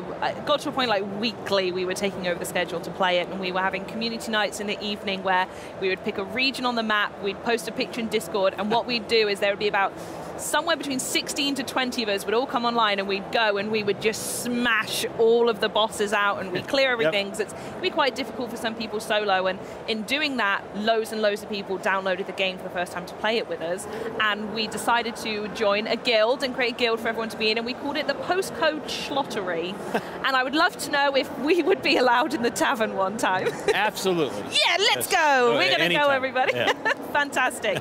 So we mentioned the new people who play both for us and in the stories you shared there, and new memories are also being made every single day. So really the question is, what is the secret behind making a 10-year-old game so enticing to new players? I could do a whole GDC talk on Let's that. do it. No, but obviously the game has evolved over time, Yes, and of course, because players' preferences evolve over time, as developers we get better and can tell better stories. So the story of ESO is the story of evolution, right? Yeah. It's making the game better over time.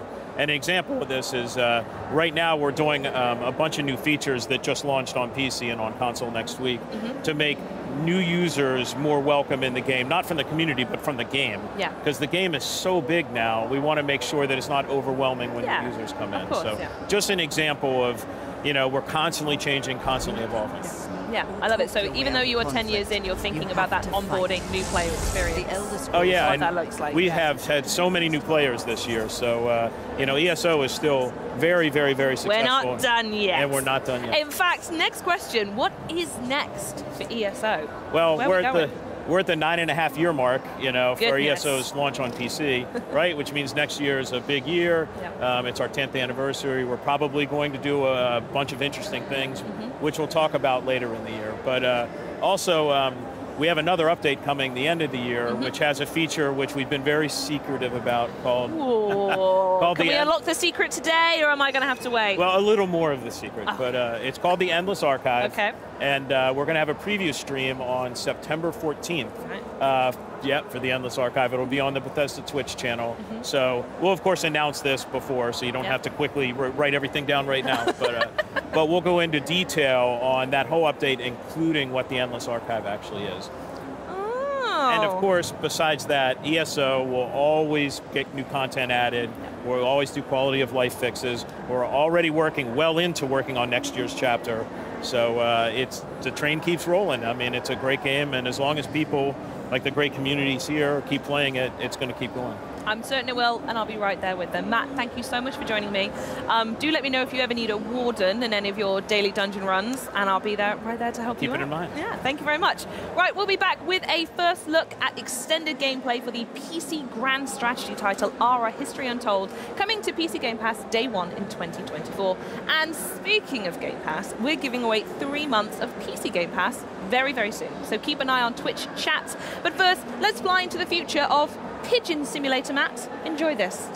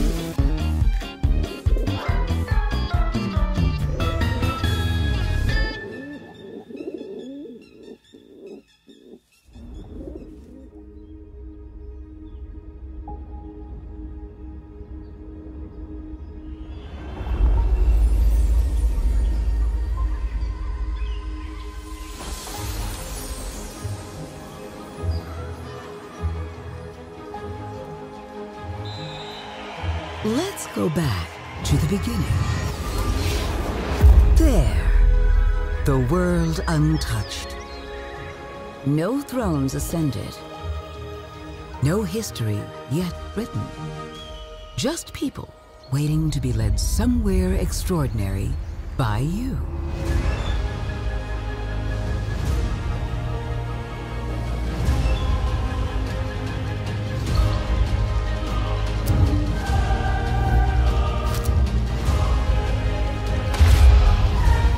Will you be wise?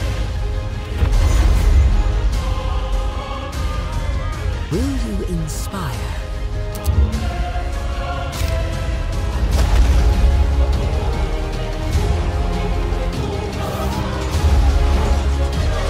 Or will you conquer?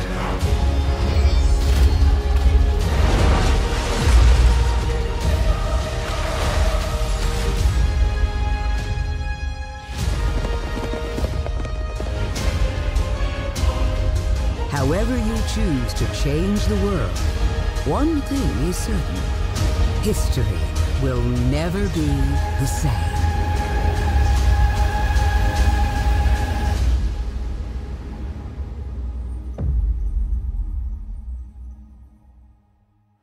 Introduce us to the game and play tour guide through the ARA experience here at Gamescom.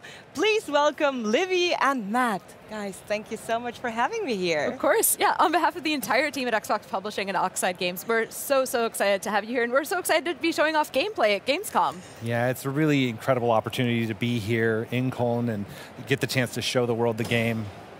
And the booth looks so much fun, but I would say I can't wait to play the game, to have a look into the game. So let's go inside, all right? Sounds great. Let's go. Let's go. And just like that, we're here in the theater. And Matt, tell us about one of the ways that ARA differs from other grand strategy games fans may have played. Sure, happy to. I'm really excited to get a chance to share ARA with the world today. Preview here from Gamescom. One of the things I love about this game is how 4X gamers, turn-based strategy gamers, historical gamers are going to find a ton that feels really familiar. Feels like coming home. You know, feels like this is it. I know exactly what's going on. This is kind of my vibe. But ARA History Untold also features a number of unique gameplay features, like the living world is my personal favorite. The way that the game presents a more organic, seamless, natural environment where you can sort of discover the things that you do and have an impact on the map as you play. So excited to see more, so let's jump in, I would say, right? Yeah. Yeah, absolutely. Let's dive in. So, for ARA History Untold, one of the very first decisions that you make is to choose one of the historical leaders to play in the game. So that's going to be who leads your nation from the beginning of your nation's civilization, from their society, all the way up to the modern era and a little bit beyond. For Gamescom, we're just going to be showing off 9 leaders, but I'm going to go ahead and pick one of my favorites. Do you have a favorite historical leader from the game, Melly or Livy? Yeah, so I'm wearing this headdress of golden laurels in honor of Sappho, who is a leader in the game. So Sappho, one of the great things about ARA History Untold is that it features leaders not just of militaries, of government, but also it features leaders of arts and culture and invites players to play and explore a world as them. So Sappho, who was someone who was not necessarily a leader in government, but has left a significant impact on arts and culture. She's a leader in ARA, and she's definitely one of my favorite leaders to play as. I am someone who also loves to play I'm not so much of a combat. I totally understand, because that's probably the route I would take as well. Yeah, absolutely. Yeah, what about you? Who's your favorite historical leader? Well, so for today, for Gamescom, I'm going to pick one of my favorites. I'm going to pick Harun al-Rashid. Okay. So, and how does the leader choice affect, like, the gameplay and everything? Absolutely, yeah. So the leaders in ARA History Untold have a ton of effect on gameplay. They have 2 major sets of traits. They have personality traits. The personality traits of each leader affect things from the gameplay, from the partnerships with other nations. It's how AI plays them as well. And then they have a unique leader trait. Harun al-Rashid was famous for leading the Abbasid Caliphate in the 5th century. And one of the things about him is he led a golden age for his people. And so the traits in the game reflect his historical reality and the things that he accomplished with the creation of the House of Wisdom. And so you can see some of the powers that these provide, extra trade routes, increased immigration to the capital. Harun al-Rashid is your classic tall strategy leader, where you play as a leader that builds up a small number of cities and builds them very, very big, very, very powerful, very large, as opposed to spreading out all over the map. And he's a little bit more focused on culture, sciences, arts, and winning that way, as opposed to bloodshed and warfare. Another one of the ways that Ara History Untold differentiates itself is we really wanted to lean into the idea that you rule how you want to rule. You lead how you want to lead, that you become the leader you want to become. And the way we do that is through a system we call prestige. Within Ara History Untold, prestige is the way you actually win the game. It's your score. It's how you build points up over time. And there are dozens of ways to earn prestige in the game, but really they're reflective of how you want to play, how you want to lead your nation. So with Harun al-Rashid, I'm probably going to be leaning into some masterpieces, cultural works, great triumphs, which are what we call the most amazing buildings from throughout history, and see if I can build up that way. So, that sounds so exciting. Moving in here, the very first thing you'll probably notice is that living world, right? Our History Untold is built up in a way where you can zoom all the way down to level, see your citizens living their lives. So this is an early settlement. It's 6000 BCE, and I have my little people wandering around, part of my nation here. See right away, there's kind of a different shape to the world. It's more organic. It's not hexes, it's not tiles, it's not a grid. We have natural borders, the places that you would expect to see those borders in real life, like along rivers and mountain ranges. And you can see other things like these, dangerous wildlife, and you can actually go and find these rhinoceroses terrorizing these cows, so I won't be able to harvest those cows or utilize them until I clear those rhinoceroses from the territory. The dangerous wildlife used to actually be mobile. They used to roam around the map and just attack you kind of without warning sometimes. And so needless to say, players found that a little bit off-putting. So we would get full posts in our forums just going like, nope, I don't like the dangerous wildlife. This is too much. And so the team at Oxide took that feedback, scaled it way back, and then implemented it more like this. So it's something that you can strategically move towards and then hunt for resources, that sort of thing. So yeah, for instance, if you know that the hyenas are causing a problem for your civilization, you can be prepared, one, and then you can take steps to have a hyena-free society. Which is a goal, I guess, in the savannah. It would be a great goal to have in the savannah.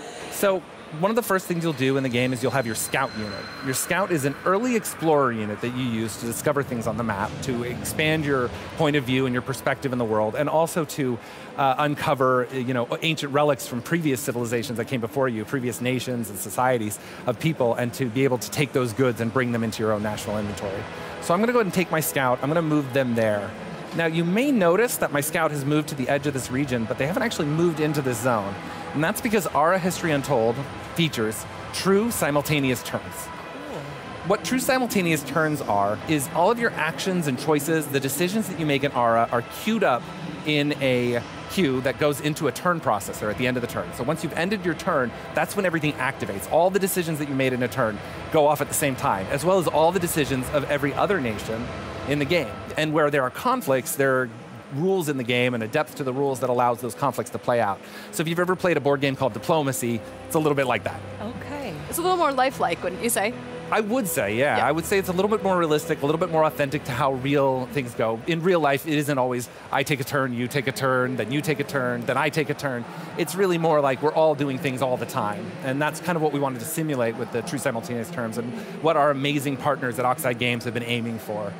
Since the workshop, my village hall, which is the center of my territory, I'm going to go ahead and start with a mine. And the reason I'm starting with a mine is that I am gaining a lot of food, I'm gaining a lot of wood, I've got a good amount of coin coming in, but I don't have any stone. And Savannah is actually a really great place to build a mine because there is a lot of good rock, a lot of good natural earth. You can kind of take a look at the yields when you're building up improvements and see what some of those things are. So you can see this is good for stone. One thing the Savannah's not great at, though, is wood. So I'm going to take technologies in Ara History Untold represent the kinds of scientific advancements that people have made throughout history. You have a tech deck for each era. We start in the ancient history era, and then you'll draw some of these techs as sort of like drawing cards from a deck and get to select from those. So my first 3 technologies that I've gotten to pick from are docks, which I probably won't pick because although I do have no water nearby, at there's an ocean down here, but I'm not really there yet, right? I wouldn't want to build docks right away. Now, measurement scales is good because this is a technology, it's a commerce technology. It builds me ways to get more coin through a trading post. It also gives me access to a Great Triumph, the Great Pyramid of Giza, which gives you a ton of prestige if you were the first and the only nation in the world to build it. I could also take kilns, which is a technology for pottery, for building out an artisan studio, if I wanted to move down the culture route. Right now, though, I'm kind of interested in coin. I want to make a little cash, make a little Skrilla, get going, so I'm going to go ahead and build those measurement scales. It always helps, right? Yeah, no, absolutely. And then after that, I'm going to go ahead and end my turn. And you can see all of the moves have explored further out their surroundings. They've discovered some of these incredible things, and I've also made a new friend or potential enemy. This is an independent settlement. Independent settlements in Ara they're nations that are not really nations yet. They're these small city-states or small groups of people that have founded a tribe or founded a place somewhere in the world. They're not represented by other players. You can't play as an independent settlement in the game. They're controlled by the AI, and they can become your friends. You can even convince them to join your nation by completing enough quests and helping them along. Or you can, conquer them, pillage, take all the things.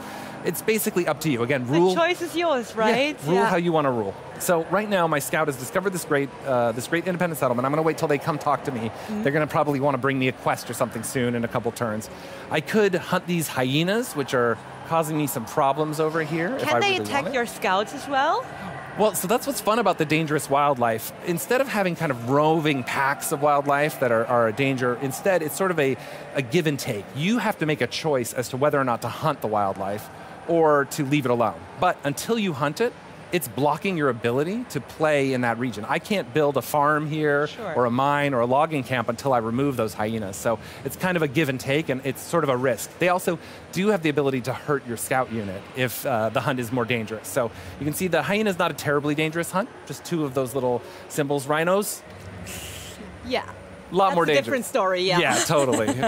So I'm going to keep going northwest, though. Instead of harvesting this equipment or hunting these hyenas, I think what I want to do is I want to keep exploring because I really need some wood. Let's check in on the city. We're still building that mine. We're a few turns out, so we got a little time.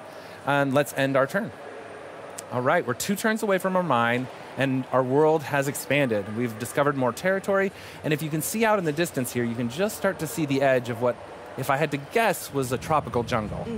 And that's going to be really handy for me as a nation that hasn't discovered any wood yet, doesn't have a lot of great lumber logging potential being built on this beautiful savanna-like territory.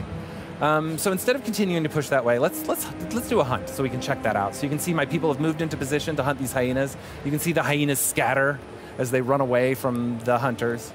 And then we move back to our main city here, and we'll go ahead and end our turn. We're so close to growing to level 2, to building up our city even more. Our hunt was successful, and then in addition to a hunt, we found some fur and some leather. And that's fantastic. We earn those things by completing the hunt successfully, by defeating those animals. And so those go into what's called our national inventory.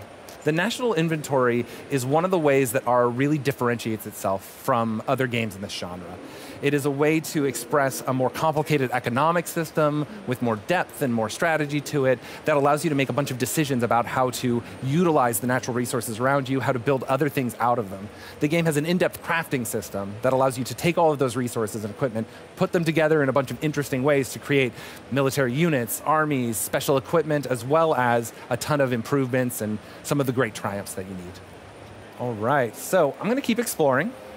Is there anything specific you'd like to see me zoom in on over here in the world to just check out before we move on to the next turn? I just love zooming in as close as possible and seeing just all the people. Details. Yeah, Yes. all the little civilians just living their lives. Yeah. It's oh no, the animals are running away from the curve. Away from it too. There are thousands of little touches like that in the game where the game feels interactive, where that living world is an interactive simulation that feels so fun and feels great to just play. The game's very, very touch friendly. You just want to kind of mess around with stuff and see what they do, click on things, move around, in addition to, strategizing your conquering of the world.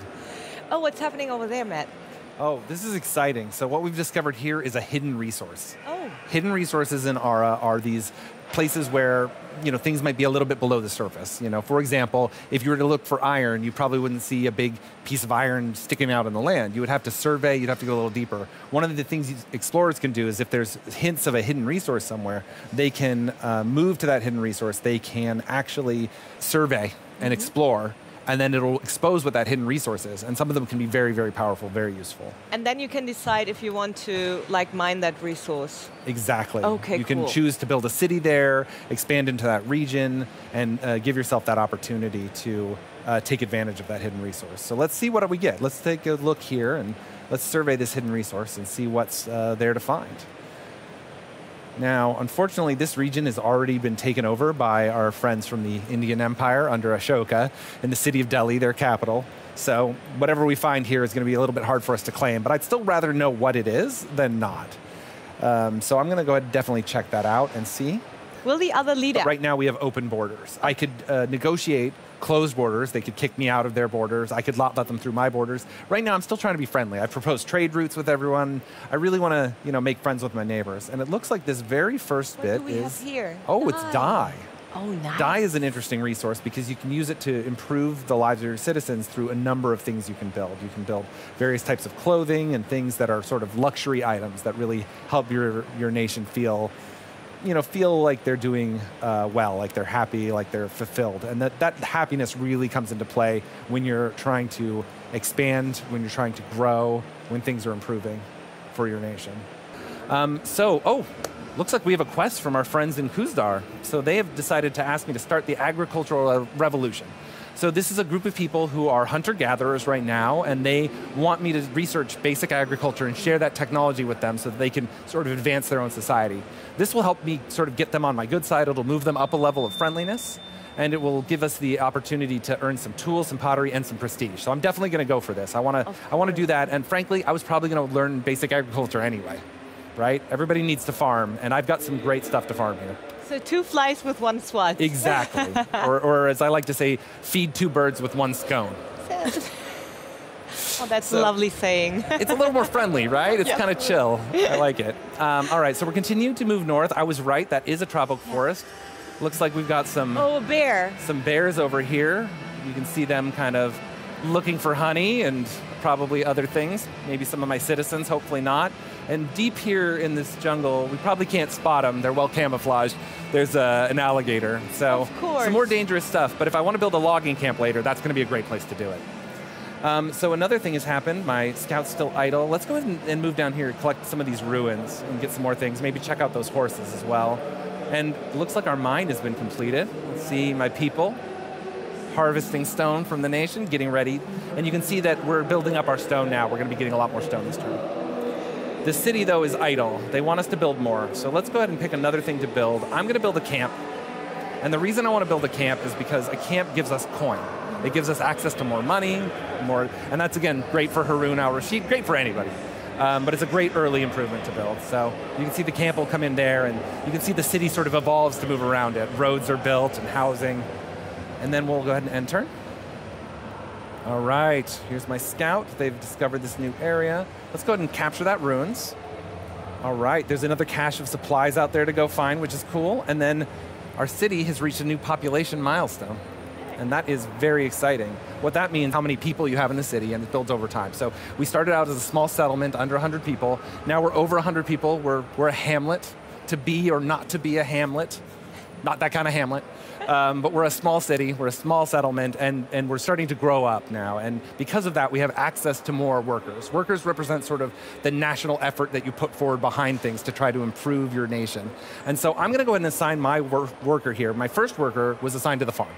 And the reason for that was to generate more food, to help us gain ground and get healthier. And claiming regions is how you get new territory, is how you expand the borders of your cities. And so I really want to claim a region soon. So I'm going to put my worker in my village hall so they can start working on that, because there's some great regions out here to grab some territory. But Livy, looking at the game, there's so much love for detail. Like, so much. How many people are actually working on this game? Yeah, so the team at Oxide Games is about 60 people, give or take. But they do also just love putting in all these little details for players to find. Like, that's really like one of the things that they're really good at too. So as soon as you get your hands on Ara, whenever that is, keep keep exploring, keep... So another thing now that I've got my ability to claim a region, my city's grown, and I've put the worker in the village hall, it's sped up. I've got a lot of options here. I've got some that I need to clear out. You can see the yields from each of the individual biomes. The game has many, many biomes, from everything from Arctic tundra to xeric shrubland to savannas, temperate rainforest. But for right now, we're in the savannah here. We've got a few different resources. I think, and tell me if you think I'm wrong, but I think I want to grab down here. This is a great region for a few reasons. Offers some good food, and you can obviously see there's access to rice. So there's rice fields here you can cultivate. And you're closer to the water. And we're closer to the water, which is going to be important for trade, for coastal improvements as well. So let's go ahead and take that. That's going to be the place. We're going to take Ardabil, which is another region southwest of me, or southeast. And we'll see, we're still a little ways off from that camp. Let's go ahead and check in on some bronze ingots, some brass ingots, and some tools. None of these are immediately usable by my nation. I can't immediately take advantage of them to like expand my society, to increase my happiness. There are tons and tons of resources in the game, over 100. Things like books that let you expand your education, things like candles that give you the opportunity to spread religion faster and also expand education in these early eras where people didn't have access to light sources. And so if you can give your people candles, they all of a sudden have the ability to read at night.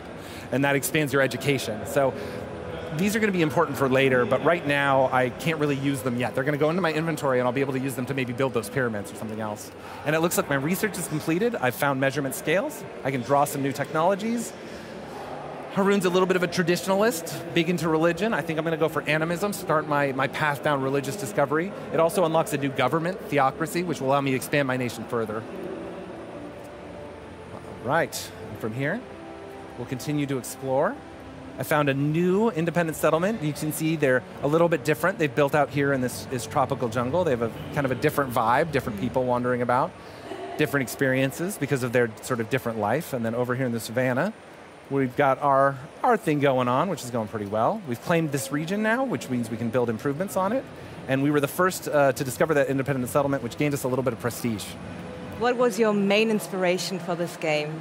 Our friends and partners at Oxide have between them decades, if not centuries of experience working on some of the biggest turn-based strategy games of all time, and including some of my own personal favorites. And so they wanted to take all of their learnings from years and years of building these kinds of games and build something that, again, feels familiar, but at the same time sort of evolves the genre, modernizes it, brings it forward in a bunch of new ways, with things like the living world, with things like the true simultaneous turns, with the deep crafting system. And so when they talk to me, I learn so much from them all the time, but they're so inspired by what's come before and so inspired by all the things that they've created, but they want to find ways to break ground, to make new experiences for the 4X fans, for the turn-based strategy fans, for the millions of gamers that love these games worldwide. And I like to think of Aura as being almost kind of a love letter to them at the same time as being a grand experiment, something brand new that they haven't seen before. And Livy, you guys are working very closely with your communities, right? Yes, very closely. The wonderful thing about Our History Untold is that we've been able to really work with our communities to help develop the game. We have a wonderful insider program where fans from all over the world have been playing the game even before we've shared gameplay here. We've been inviting fans to play the game and getting their feedback, and so we've made a number of changes to the game based on feedback from real fans, and it's been a really wonderful and delightful experience, and just such a wonderful community to help be a part of. Yeah. It's amazing to see something grow, like when lots of people are involved, and sometimes maybe surprises even come up, Matt? Absolutely. I mean, honestly, the Insider program has been so fantastic, and it's been such a great thing to be able to help furnish for our friends at Oxide Games, for being able to give them real feedback. For over a year now, we've had tens of thousands of gamers in our Insider program, history game fans, strategy game fans, and thousands have played in our technical alphas that we've run, and we were planning to run several more before we were ready for launch in 2024, and we're really excited about that opportunity. So if you would like to become an insider, you can go to www.arahistoryuntold.com and click on the Join the Insider program and become an insider today. There's no fee to sign up. It's totally free. It's totally fun. And it's a great way to stay up to date on the game and stay up to date on the development, but also to put your hat in the ring for potentially getting to play early builds of the game before it comes out in 2024. That is so exciting. All right. So next at this point, we're pretty close to the end of our demo. We keep debating that. I'm at the cusp of something great. We've uncovered even more. There's of the map. always something to do. It's always. And honestly, we have barely scratched the surface of our History Untold here today. There is so much more to come in the modern era as you move forward into Act 2 and Act 3 of the game, as you go and look at things like the standings and the prestige system that allows you to discover how well you're doing against other nations and hopefully find your way to become one of the most prestigious in the world, all the different ways you can accomplish things. It's truly a very large game, a very deep game, and it's been extremely gratifying to have the chance to share it with you today.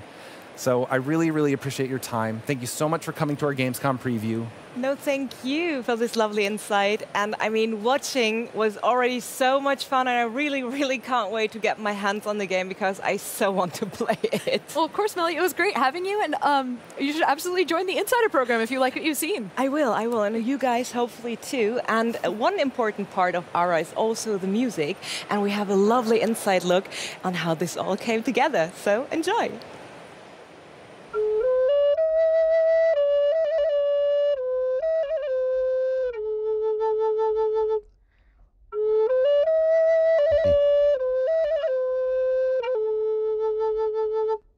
I haven't played this in a while. Lovely. Thank you.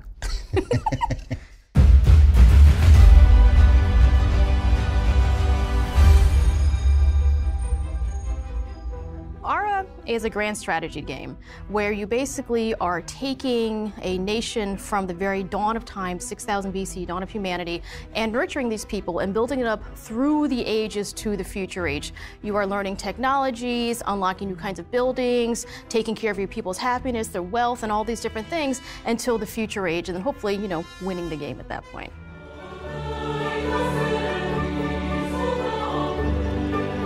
When we began ARA way back in the day, one of the very first things we did was really approach designing this title with the music in mind. It wasn't an afterthought. We weren't like, oh no, we need to go find audio. It was really from the ground up, how will music help to enhance the player's experience and really key them into the emotive state of what's happening currently in the game. I feel that we've created the interactive, especially for a 4X strategy title. We take actual data from the game and use that to drive the musical experience. Music and audio in general is very important to Oxide as a culture. So often you see in these games where people turn the music off because they've heard the same song over and over again and it gets dull and boring, and that's sad because audio has a really unique way to really connect with people emotionally and really get them invested and immersed in an experience that they're in. And when you lose that audio, you're losing so much emotive power for the player. So I really wanted to make sure from the very beginning that music was deeply incorporated into how the game was designed. All the cues were recorded in 5 different layers, and it wasn't as simple as, all right, now we're going to do the strings or now the brass and the winds. Every layer to just feel like unnaturally separated. We wanted each layer to be able to stand on its own. One of the goals with this soundtrack was to try to replace all that sampled music with live instrument playing, and we did that, and I'm really proud of that fact, to be honest with you. Yeah, and what's really interesting is as you play, you know, the game is tracking what you're doing, your choices are impacting the world, the map, your opponents, and the music manager is actually also then pinging this data into the actual soundtrack where it's turning different layers on, turning different instruments on and off, and then also switching seamlessly between these different themes. So as you're playing, you will never hear the same soundscape because you're never going to be taking the same actions from turn to turn.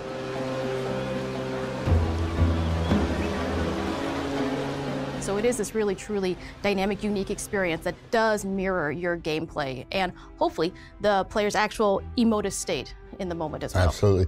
I wanted to try something new in the way of interactive music. We wanted it to be completely data-driven and new every playthrough.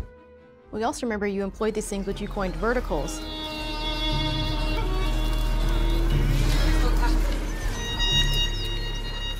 So it isn't like it's just sound effects like binks and bonks and clicks.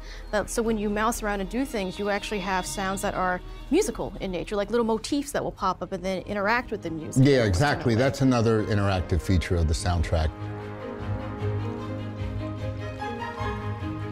There are a very diverse number of types of instruments from all over the world and from all different time periods, ancient to modern, you know. We looked for instruments from every time, period, and culture that we could think of. You know, nothing was off limits. We actively searched to include as much as we possibly could. If for no other reason, for the vast variety of sounds. I think there's something that's unique in the music that is a merging of cultures, you know, and so that was something that was very conscious.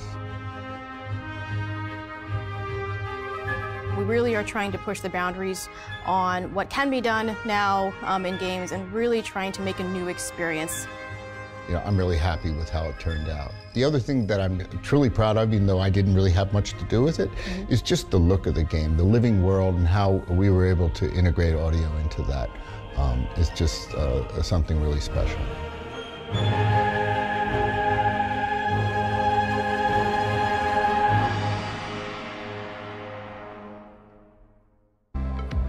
Day 2 here at Gamescom may be coming to an end, but don't worry, because the Xbox Gamescom party doesn't end here. That's right, Maxi. Day 3 is right around the corner, where we'll go behind the scenes with Ninja Theory for Senua's Saga Hellblade 2. And joining us on stage will be Senua herself, Melina Jurgens. Plus, we're bringing you more gameplay from titles like Payday 3, Party Animals Towerborn, and from 400 feet above Cologne, City Skylines 2. Ooh. Plus, we'll traverse the Austrian Alps with a look at Dungeons of Hinterberg. Basically, it's going to be a good time and you shouldn't miss it. So join us right back here tomorrow for our coverage of Gamescom 2020.